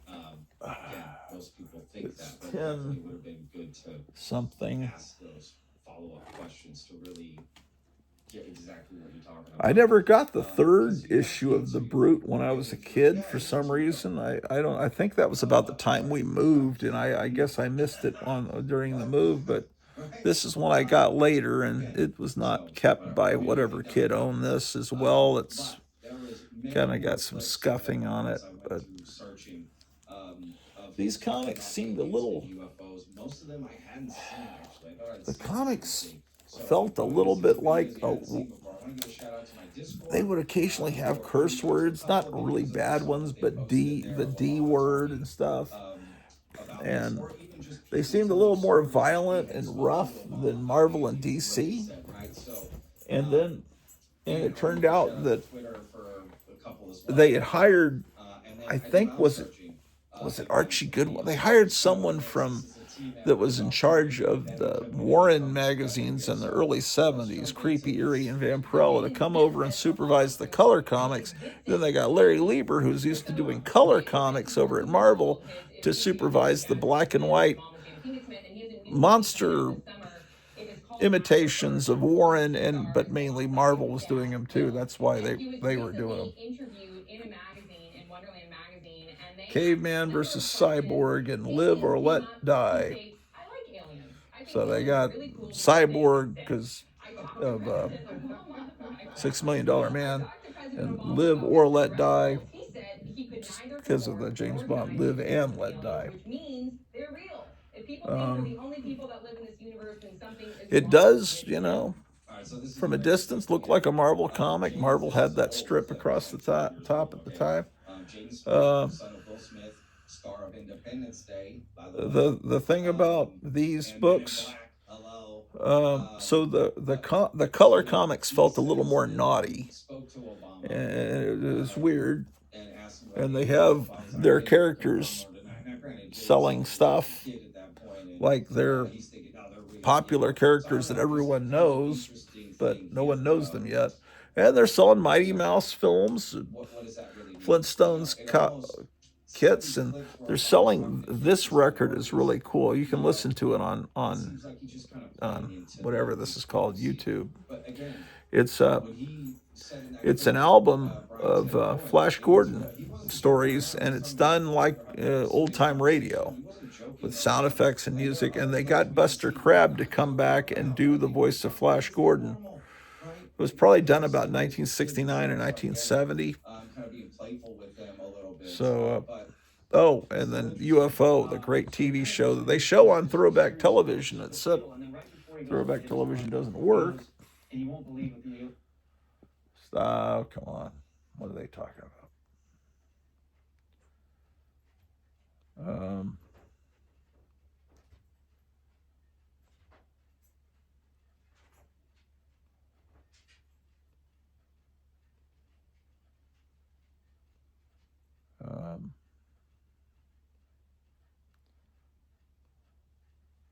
I've got all this stuff about makeup in my feed because my wife's watching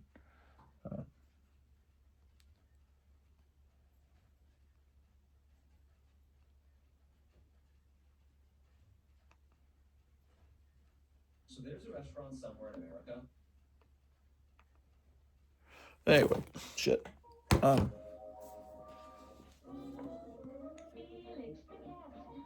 Okay, so the ads are different in these, completely different than what you see. They were all, it's like all the Star Trek books here, which is, they have the making of Star Trek, the world of Star Trek, Trouble with Tribbles, and the two based on the cartoon, Saturday morning cartoon. They've got the glow-in-the-dark Aurora kits advertised. Those were, well, the Aurora monster kits used to be advertised on the back cover of DC Comics, but there were never ads for Star Trek books in Marvel or DC Comics. And here, these monster puzzles, these are from Jeff Jones' art.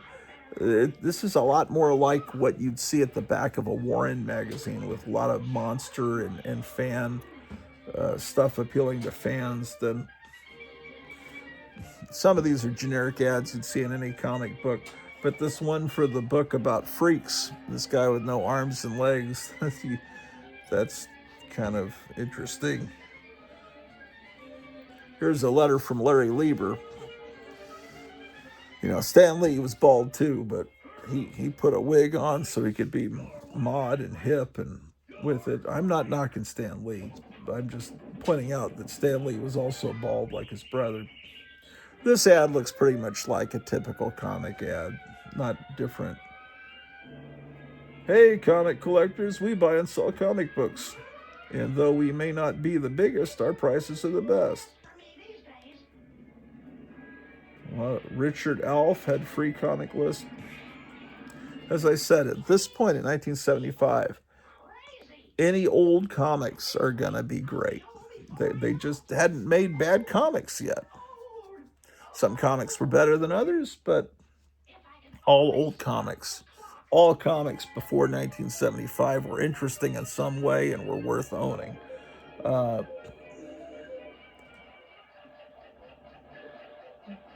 With possible exceptions, but of, you know, like Treasure Chest. But no, I haven't seen that many of those. They may be okay.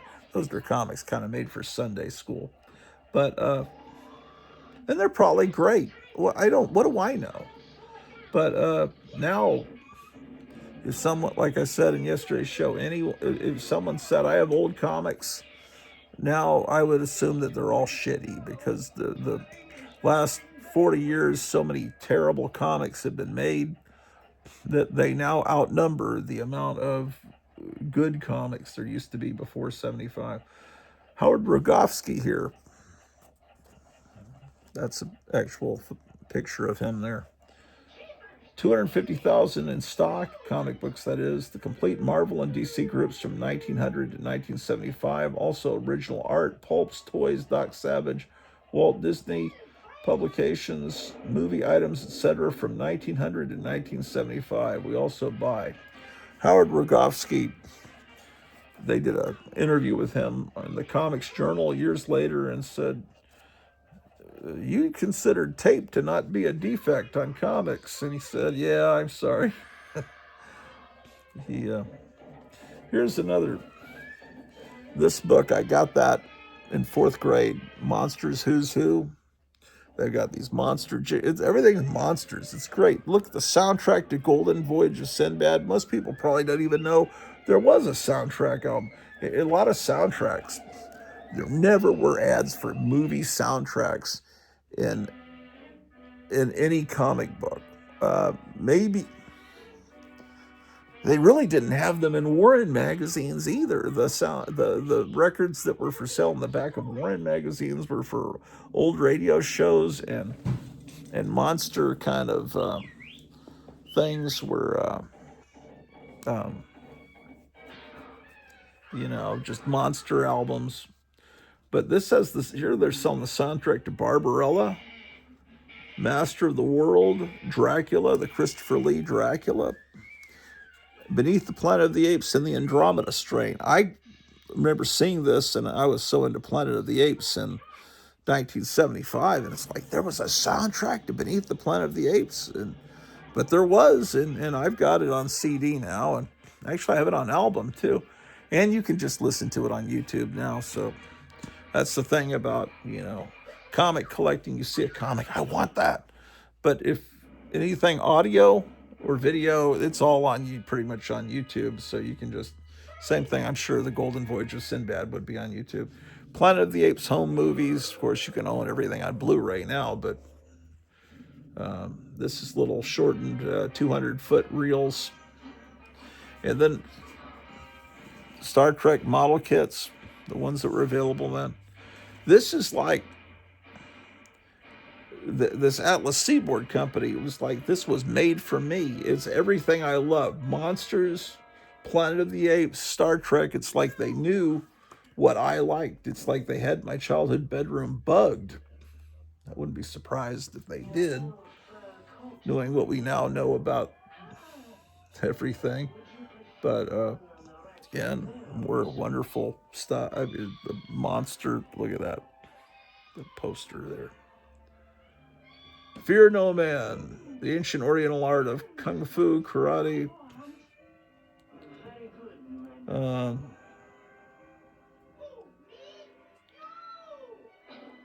Oh, look at this. I don't remember this. Charles Atlas, his free karate jiu-jitsu course. I don't remember Charles Atlas hawking that, but that was in the martial arts days when martial arts, especially kung fu, was really popular. And I think by that point, if Charles Atlas was even still alive, he was probably in his 80s, because it seems like I've seen Charles Atlas ads in books, magazines from the 30s. I swear, or maybe even the 20s.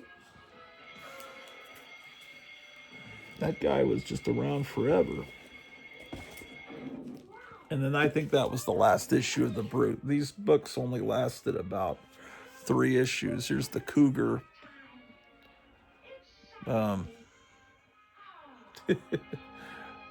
Who did this cover? Oh, I see. I got to get the Night Stalker in there because Kolchak. But the Kirby could pull off the perspective thing. This is a little awkward, the way the foot is big. And he looks kind of weird. Every one of these you think, who's this supposed to be? The Brute is obviously supposed to be the Hulk, and the Cougar, it's like, is this supposed to be Daredevil? Probably.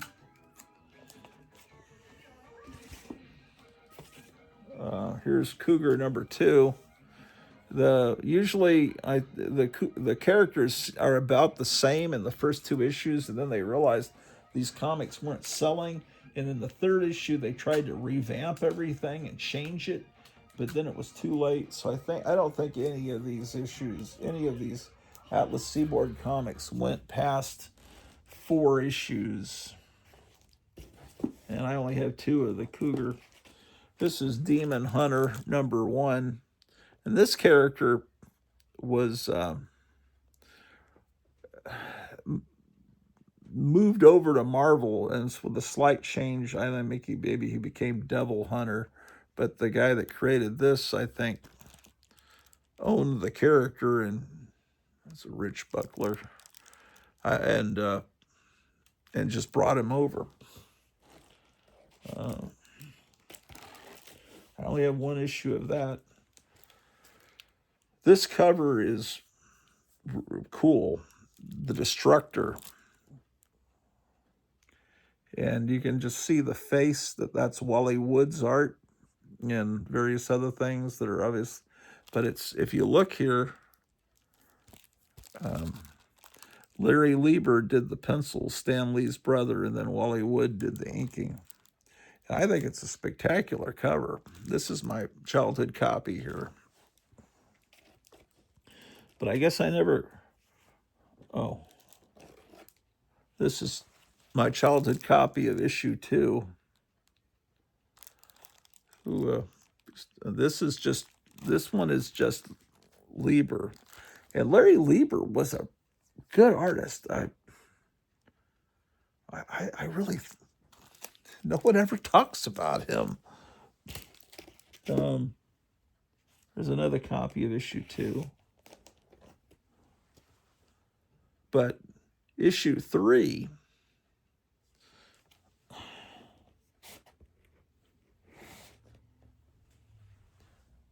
is this my childhood copy? I could be. What? Oh, the Distractor got to issue 4. This one, I think that's a cool looking character. It's obviously based on Marvel's Thundra, who was a Femazon. I think those Femazons first appeared in Savage Tales #1, and then Thundra joined Fantastic Four there for a little bit. When I first started reading Fantastic Four, she had taken over for Sue Richards, who, I don't remember what was going on. She was raising her son or something. 3, 4. You know, I don't know. If these comics had just kept going, it would have been great. I was so excited when these comics were coming out because I thought I was in on the ground floor. I had missed the Silver Age of comics, being born in '65. This is another copy of the same issue. My older brothers had a shot at it, but they didn't like DC. I mean, they like DC, not Marvel. But anyway, all their comics disappeared before I became aware of comics. They were, I think, probably gotten rid of during our move from San Antonio to Germany. But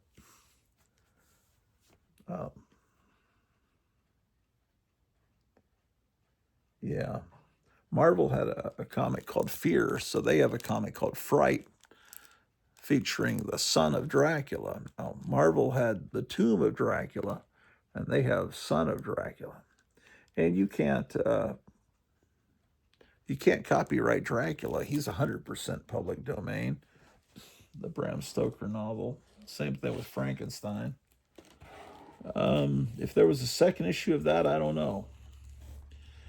Here's the Grim Ghost. A few months ago, or maybe about a year ago, they did Mego-style action figures, 4 of these characters from this Atlas run. I think the Grim Ghost was one of them. And no one ever saw them. They were apparently actually for sale in Walmart, but they were... I've never heard of any... I've never talked to anyone that's actually saw one for sale. Maybe they were bought up instantly by speculators, or maybe they just weren't distributed well, because it seems crazy to be doing merchandising based on characters that were only around for less than a year, or really about 6 months in 1975. And sat in dollar bins for decades. And now, you know, maybe people will pay $3 for them. But I think they're just spectacular. I thought I was in on the ground floor of a new movement, that this was going to be great. I was picking up these issues, and then someday they were going to be worth hundreds of dollars. And of course, that didn't happen. This is Grim Ghost #3. I don't have Grim Ghost #2. I really should get that, because I don't know if anyone's ever reprinted these, you know, done. This was cool to me. This is Iron Jaw. They're Conan the Barbarian imitation, and they got Neil Adams to do this. See, these artists that wouldn't work for Marvel or DC much because they were pissed at them, or they didn't. Maybe they let these guys keep their original artwork. There was something going on where they paid them a little bit more just out of spite. They wanted to get the best artist, Wally Wood, Neil Adams, in to create what Martin Goodman was hoping was better than Marvel, so he could shame Marvel for what they did to his son. And then this is Iron Jaw #2.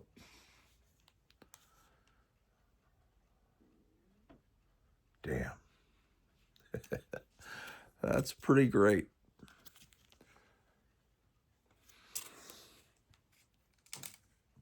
I've just been very depressed lately, and This makes me feel good to talk to you guys and show these books that bring back a time in my life when maybe things weren't as horrible. There's another copy of the same issue.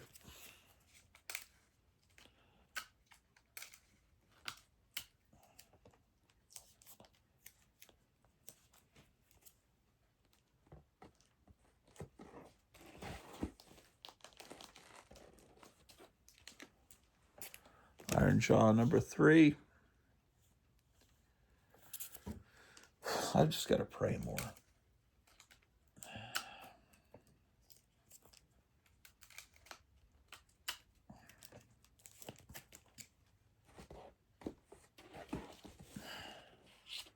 Another copy of 3.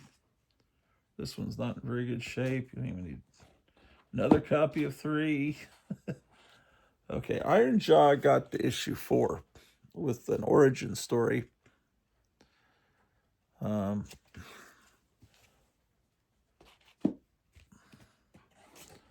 got several copies of this one. This one's not sealed up. Let's look at it.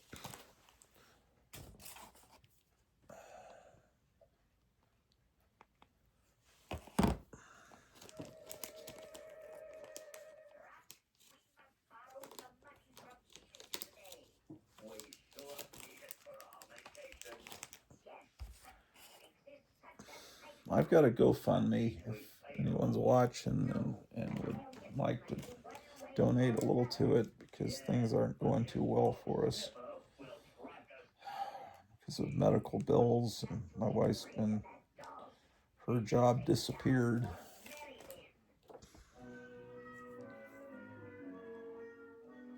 Yeah, here's Iron Jaw number 4.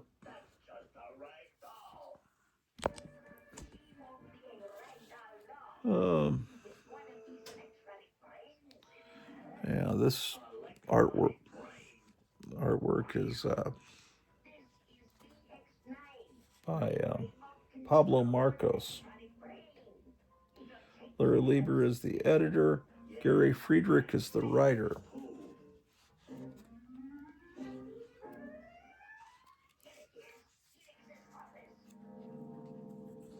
Just cool looking stuff. This is an ad that never appeared in Marvel or DC Wonder World. Not a very colorful ad, but it's a bunch of magic trick looking stuff and the horror hand. And this ad just had not been changed since the 50s. Look at those faces. Oh, and then here is, I've got one of these. These were comic book holders that were designed by Jim Steranko. There's a set of 3 of them. I only have one of them from Super Graphics.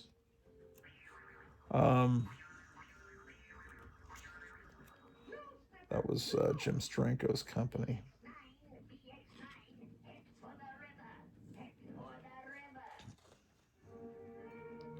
Let's see what Larry Lieber's saying here, because they're getting like Stan Lee has his soapbox. They've given Larry Lieber his soapbox. Oh boy, you imagine Stan Lee and Larry Lieber at Thanksgiving a few years later. They say that in the beginning was the word, but in my case it was the picture. For I was an artist before I became a writer. That in 1958 I shifted gears and started wording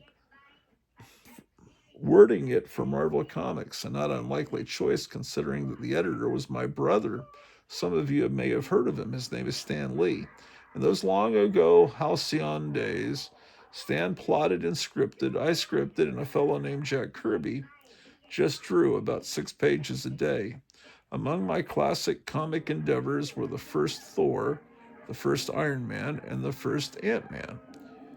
Thus I gave to the world the name Henry Pym and a hammer called Uru. In return, the world gave me a chance to work with some of the most talented people in this industry, and none more so than Stan himself, who taught me that dialogue is more important than captions and pay vouchers are more important than either. So he's being really nice to his brother, even though he's kind of stabbing him in the back here. Then, for some forgettable reason, I left the world of superheroes and went west, young man, where I plotted, scripted, and penciled the Rawhide Kid for a half dozen years, pausing only to limn 2 Spider-Man annuals, which were aptly named considering how long I took to limn them. That was a mistake putting him on the Western comics. I don't know. After that tour of duty, I re-entered the 20th century and penciled some of Marvel's mightiest covers until coming to work for Atlas, where I now sit on the other side of the desk, breathing editorial life into this new major comics company. But I'm lucky, though the names have changed, the talent remains undiminished, as you'll discover for yourself when you read through stories and view artwork by writers like Gary Friedrich and illustrators such as Frank Thorne. I also have the good fortune to be employed by a publisher who's unafraid to roll up his sleeves. His name is Chip Goodman, and for you aficionados of historical data, his father founded Marvel Comics way back when. Last but not least, I have an able editorial assistant, David Kraft, about whom you'll certainly be hearing more. And now, to the overdue point of all of this, every comics company in this industry wants to give you, the reader, the best written and best illustrated stories possible. Here at Atlas, our intent is no less. Larry Lieber, editor, he doesn't have the panache and the insanity of the way that Stan Lee wrote, all the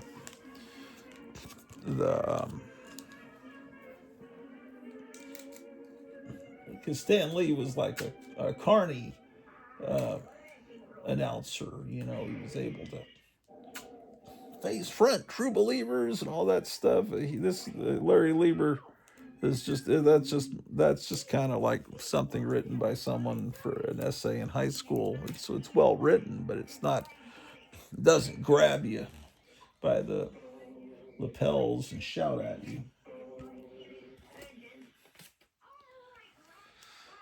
John Target, Manstalker. Who's he supposed to be? Maybe the Punisher? I don't know. This is kind of before the Punisher became a big star at Marvel. He already existed, but another copy of the same issue. Oh, this one has to be taped up though. I'll finish going through this box and then I don't need tape on this one because it has a pull.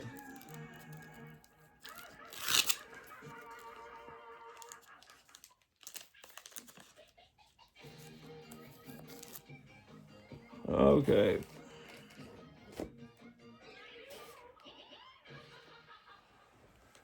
I think he's supposed to be Daredevil. I don't know what he's supposed to be, honestly. But he definitely looks like a Marvel character.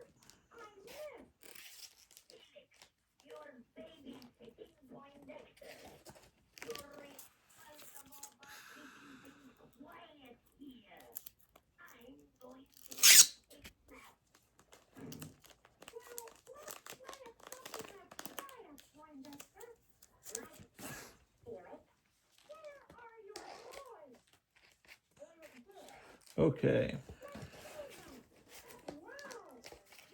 This next one, more like 2001. I always thought this was kind of like Killraven, maybe their version of Killraven, because Killraven was based on H.G. Wells' War of the Worlds, and this, as I recall, is based on the Time Machine. I mean, with Morlocks.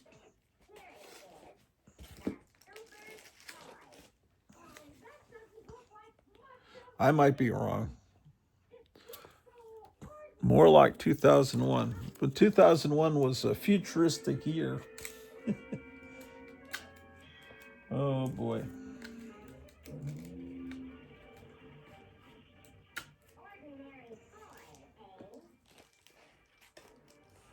Phoenix. This is one I read. This is my childhood copy here of Phoenix. It's a pretty good cover there. The Man of Tomorrow. I wonder where they got that from. Of course, that, I think Doc Savage used that before Superman used that.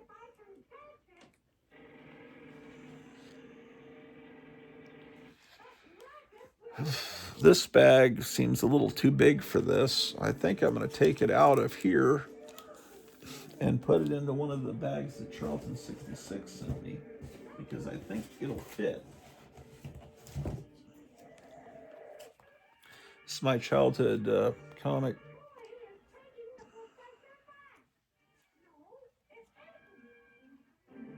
Wow.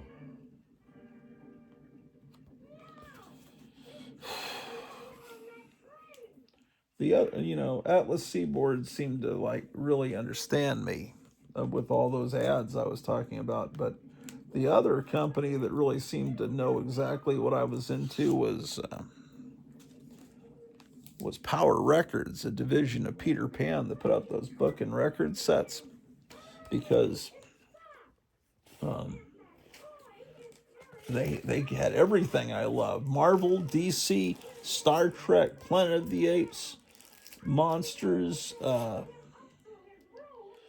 the Barbarian. Everything I loved was turned into book and record set.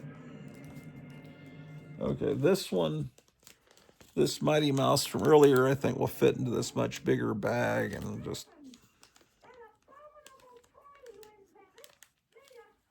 well, these books are real raggedy. I'd rather put them in a real wide bag so that things don't catch. I don't like tight bags. I'd put everything in Golden Age bags if I could.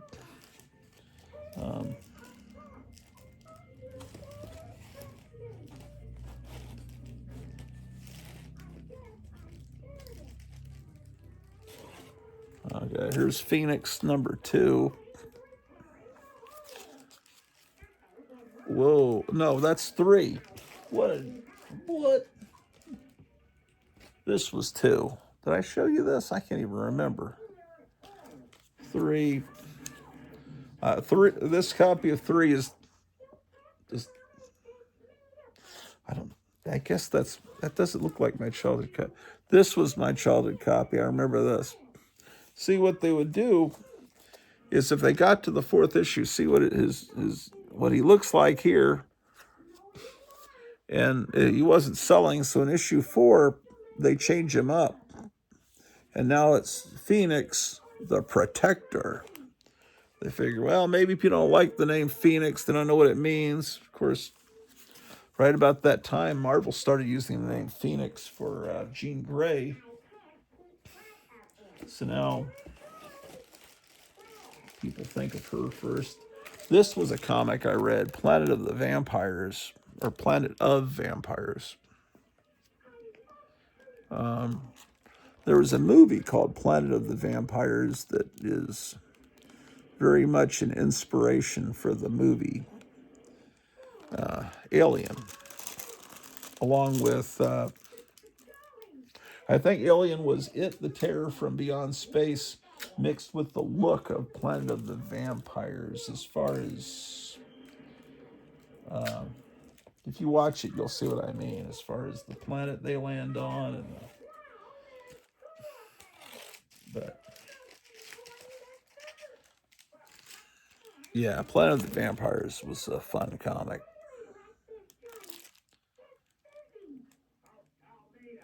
It's a weird placement of that zipper there. Oh well. It's the world of comic books.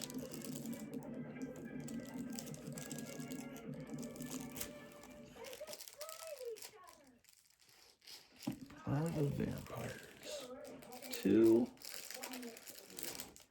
Oh wait, that's number 2. Number 3 is not my childhood copy. I must That must, I don't think this is.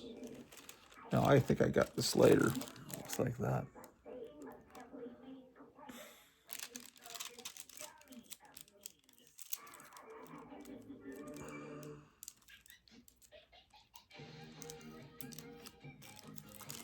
Oh, this awful 1990s music they threw onto these Felix cartoons.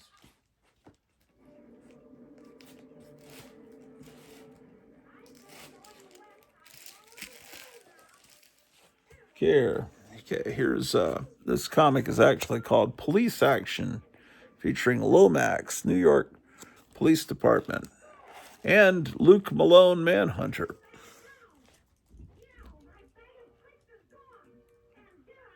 That is made to look like Jack Kirby art.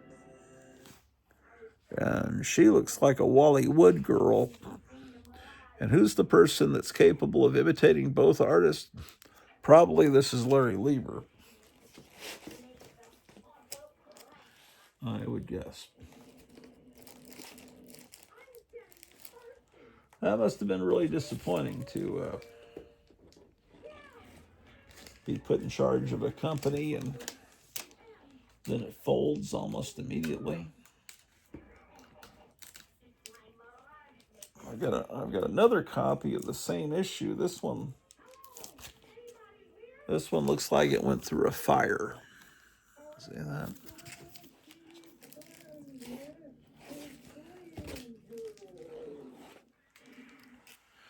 Sergeant Stryker's Death Squad.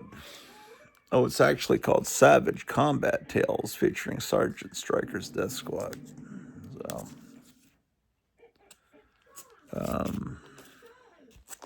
it looks somewhere, but I guess this is supposed to be Sergeant Fury. It's a nice cover there.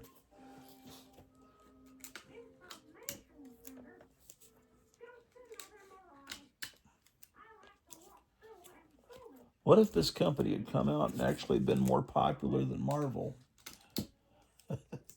What if? Oh well.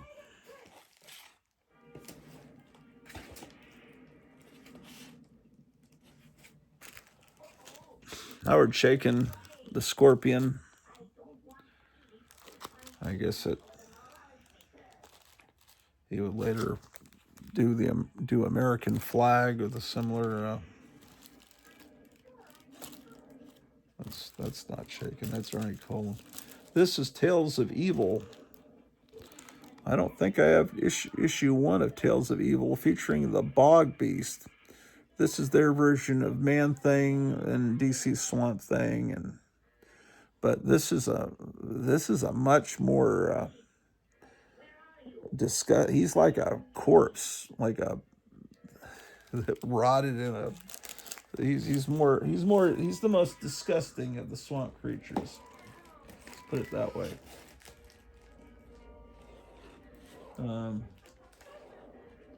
And then Tales of Evil number 3 featured the Man Monster. That's a great cover. That's a great cover. Well, it was exciting for a few brief shining months. Here's Tiger Man number 1. And he looks kind of awful, honestly. With he just has this slack jaw. It's not a very dynamic way to portray your hero in the first issue.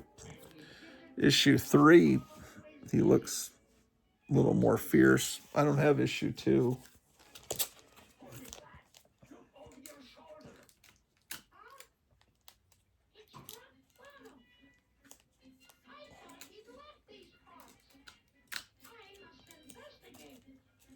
Okay, 1, 3.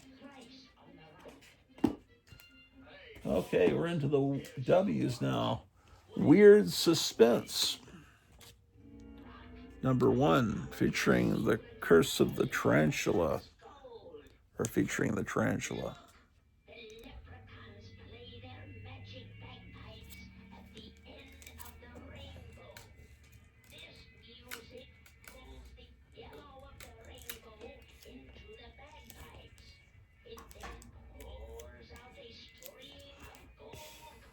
Imagine if some really talented artists and writers came along and just took over with issue 5 of all these comics. But there are no talent. Well, there's a few talented artists and writers. Steve Mannion. Who else is good today? Steve Rude's still around. There's a documentary about Steve Rude on YouTube that I've been meaning to watch. Here's number 2. How about that? Weird Suspense number 2.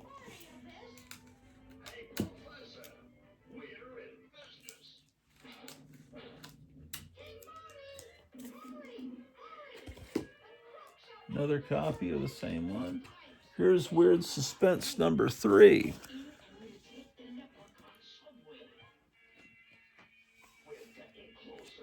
Night of the Living Gargoyle. This is not my childhood copy. I would never treat a comic like that. Someday maybe I'll fill in all these missing issues. If it all depends. Just have to see.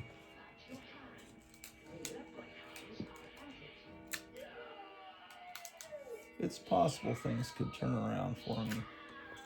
Please say a prayer for me that things improve over the next couple of weeks, because there's a chance they could.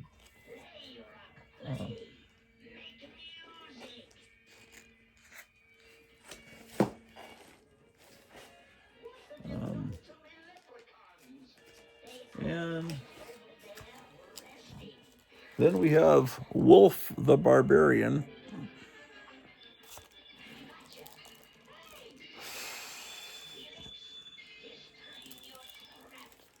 This one is in a Mylight bag that's too big. I think I'll swap it out.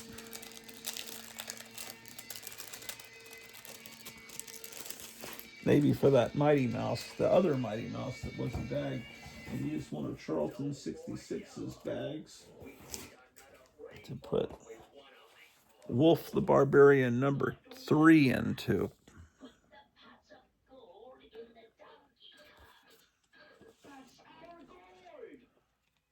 Wow. You ever flip through a comic and just get nothing but ads? You just, yeah. You ever say again? Okay, let's get this in there. I haven't had breakfast yet, and I'm starting to get a little shaky. I'm not sure if I should go out and get breakfast, because I don't want to overspend. Here's number 4.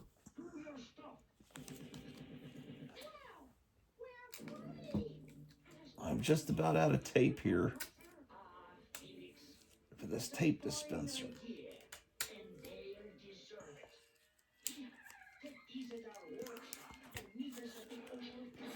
Yeah, I'm missing. No, I think I have a complete run of Wolf the Barbarian. No, I don't. I don't have issue 1 of Wolf the Barbarian.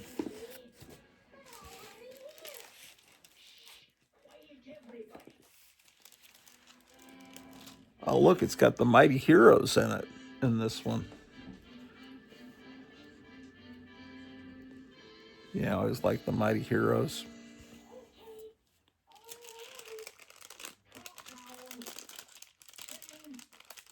That's probably the best thing Ralph Bakshi ever did. He may disagree with me,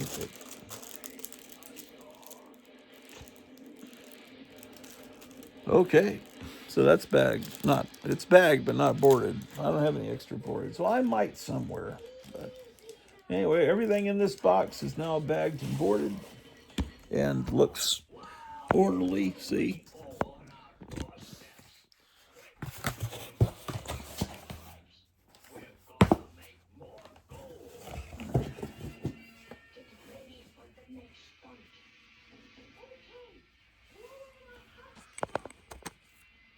Oh, look at that little kitten.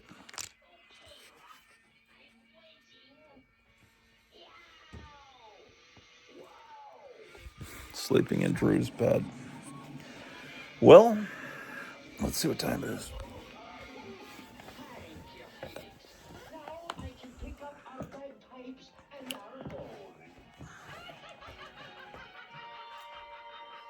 It is 11:16, just a few minutes, really, less than an hour until the big live stream from Time Travel Comics and Captain Strangelove. So, see what. It looks like the fog is burned off. Oh no! Look at this. They knocked the whole cat tree over. Jumping onto it. The whole thing fell over. I hope no one was hurt. You know, I put together this cat tree on the show live. Well, it wasn't live, but I did it. Oh, there's the little kitten. I've got to figure out a way to weight it because these Timu, wonderful engineers at Timu, just they don't weight it properly at the bottom.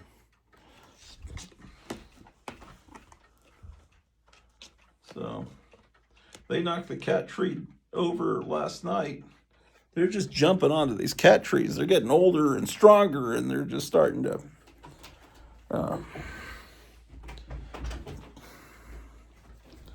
I kind of need to go get something to eat.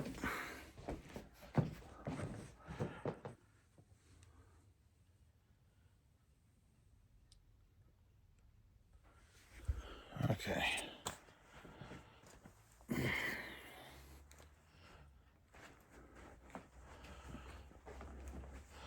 Maybe I'll do a little bit more work until.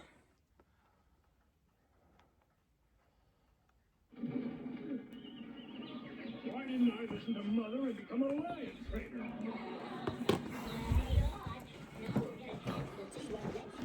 I never liked that voice, that Jughead voice, but I think that voice actor that did Jughead's voice just passed away a couple days ago.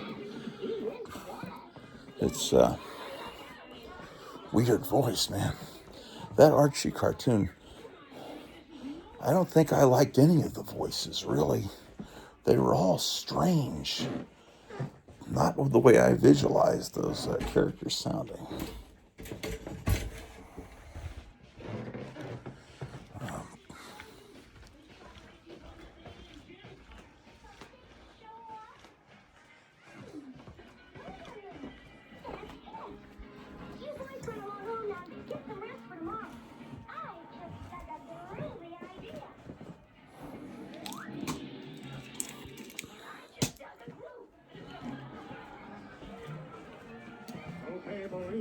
Okay.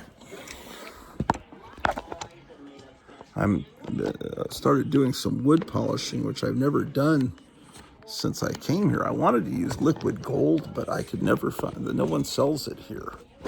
So I found some polished. Let me see here.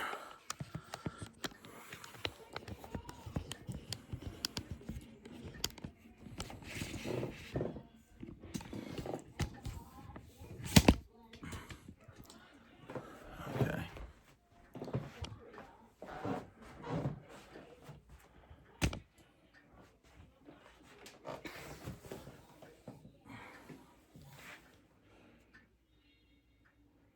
It says it makes wood shine.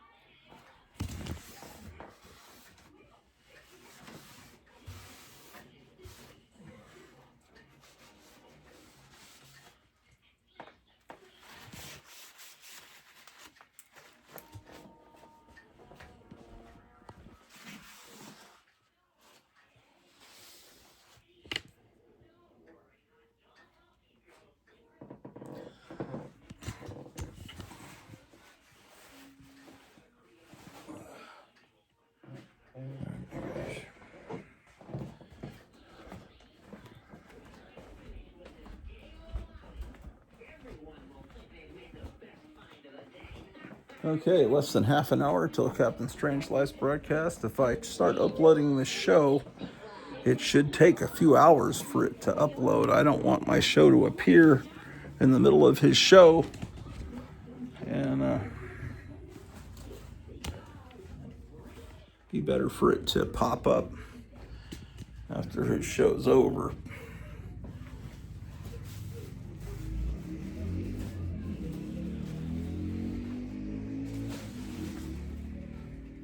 I better go get something to eat.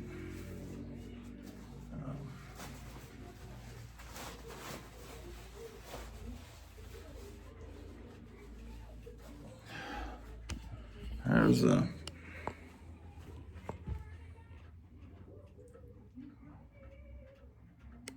just getting some sun. It's a nice sunny day.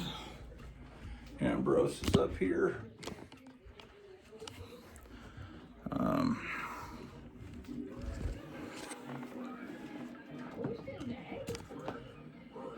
Well, it's been nice visiting with you. Let's go to 4 hours, 44 minutes, and 44 seconds. That'll be a nice, okay. See you guys.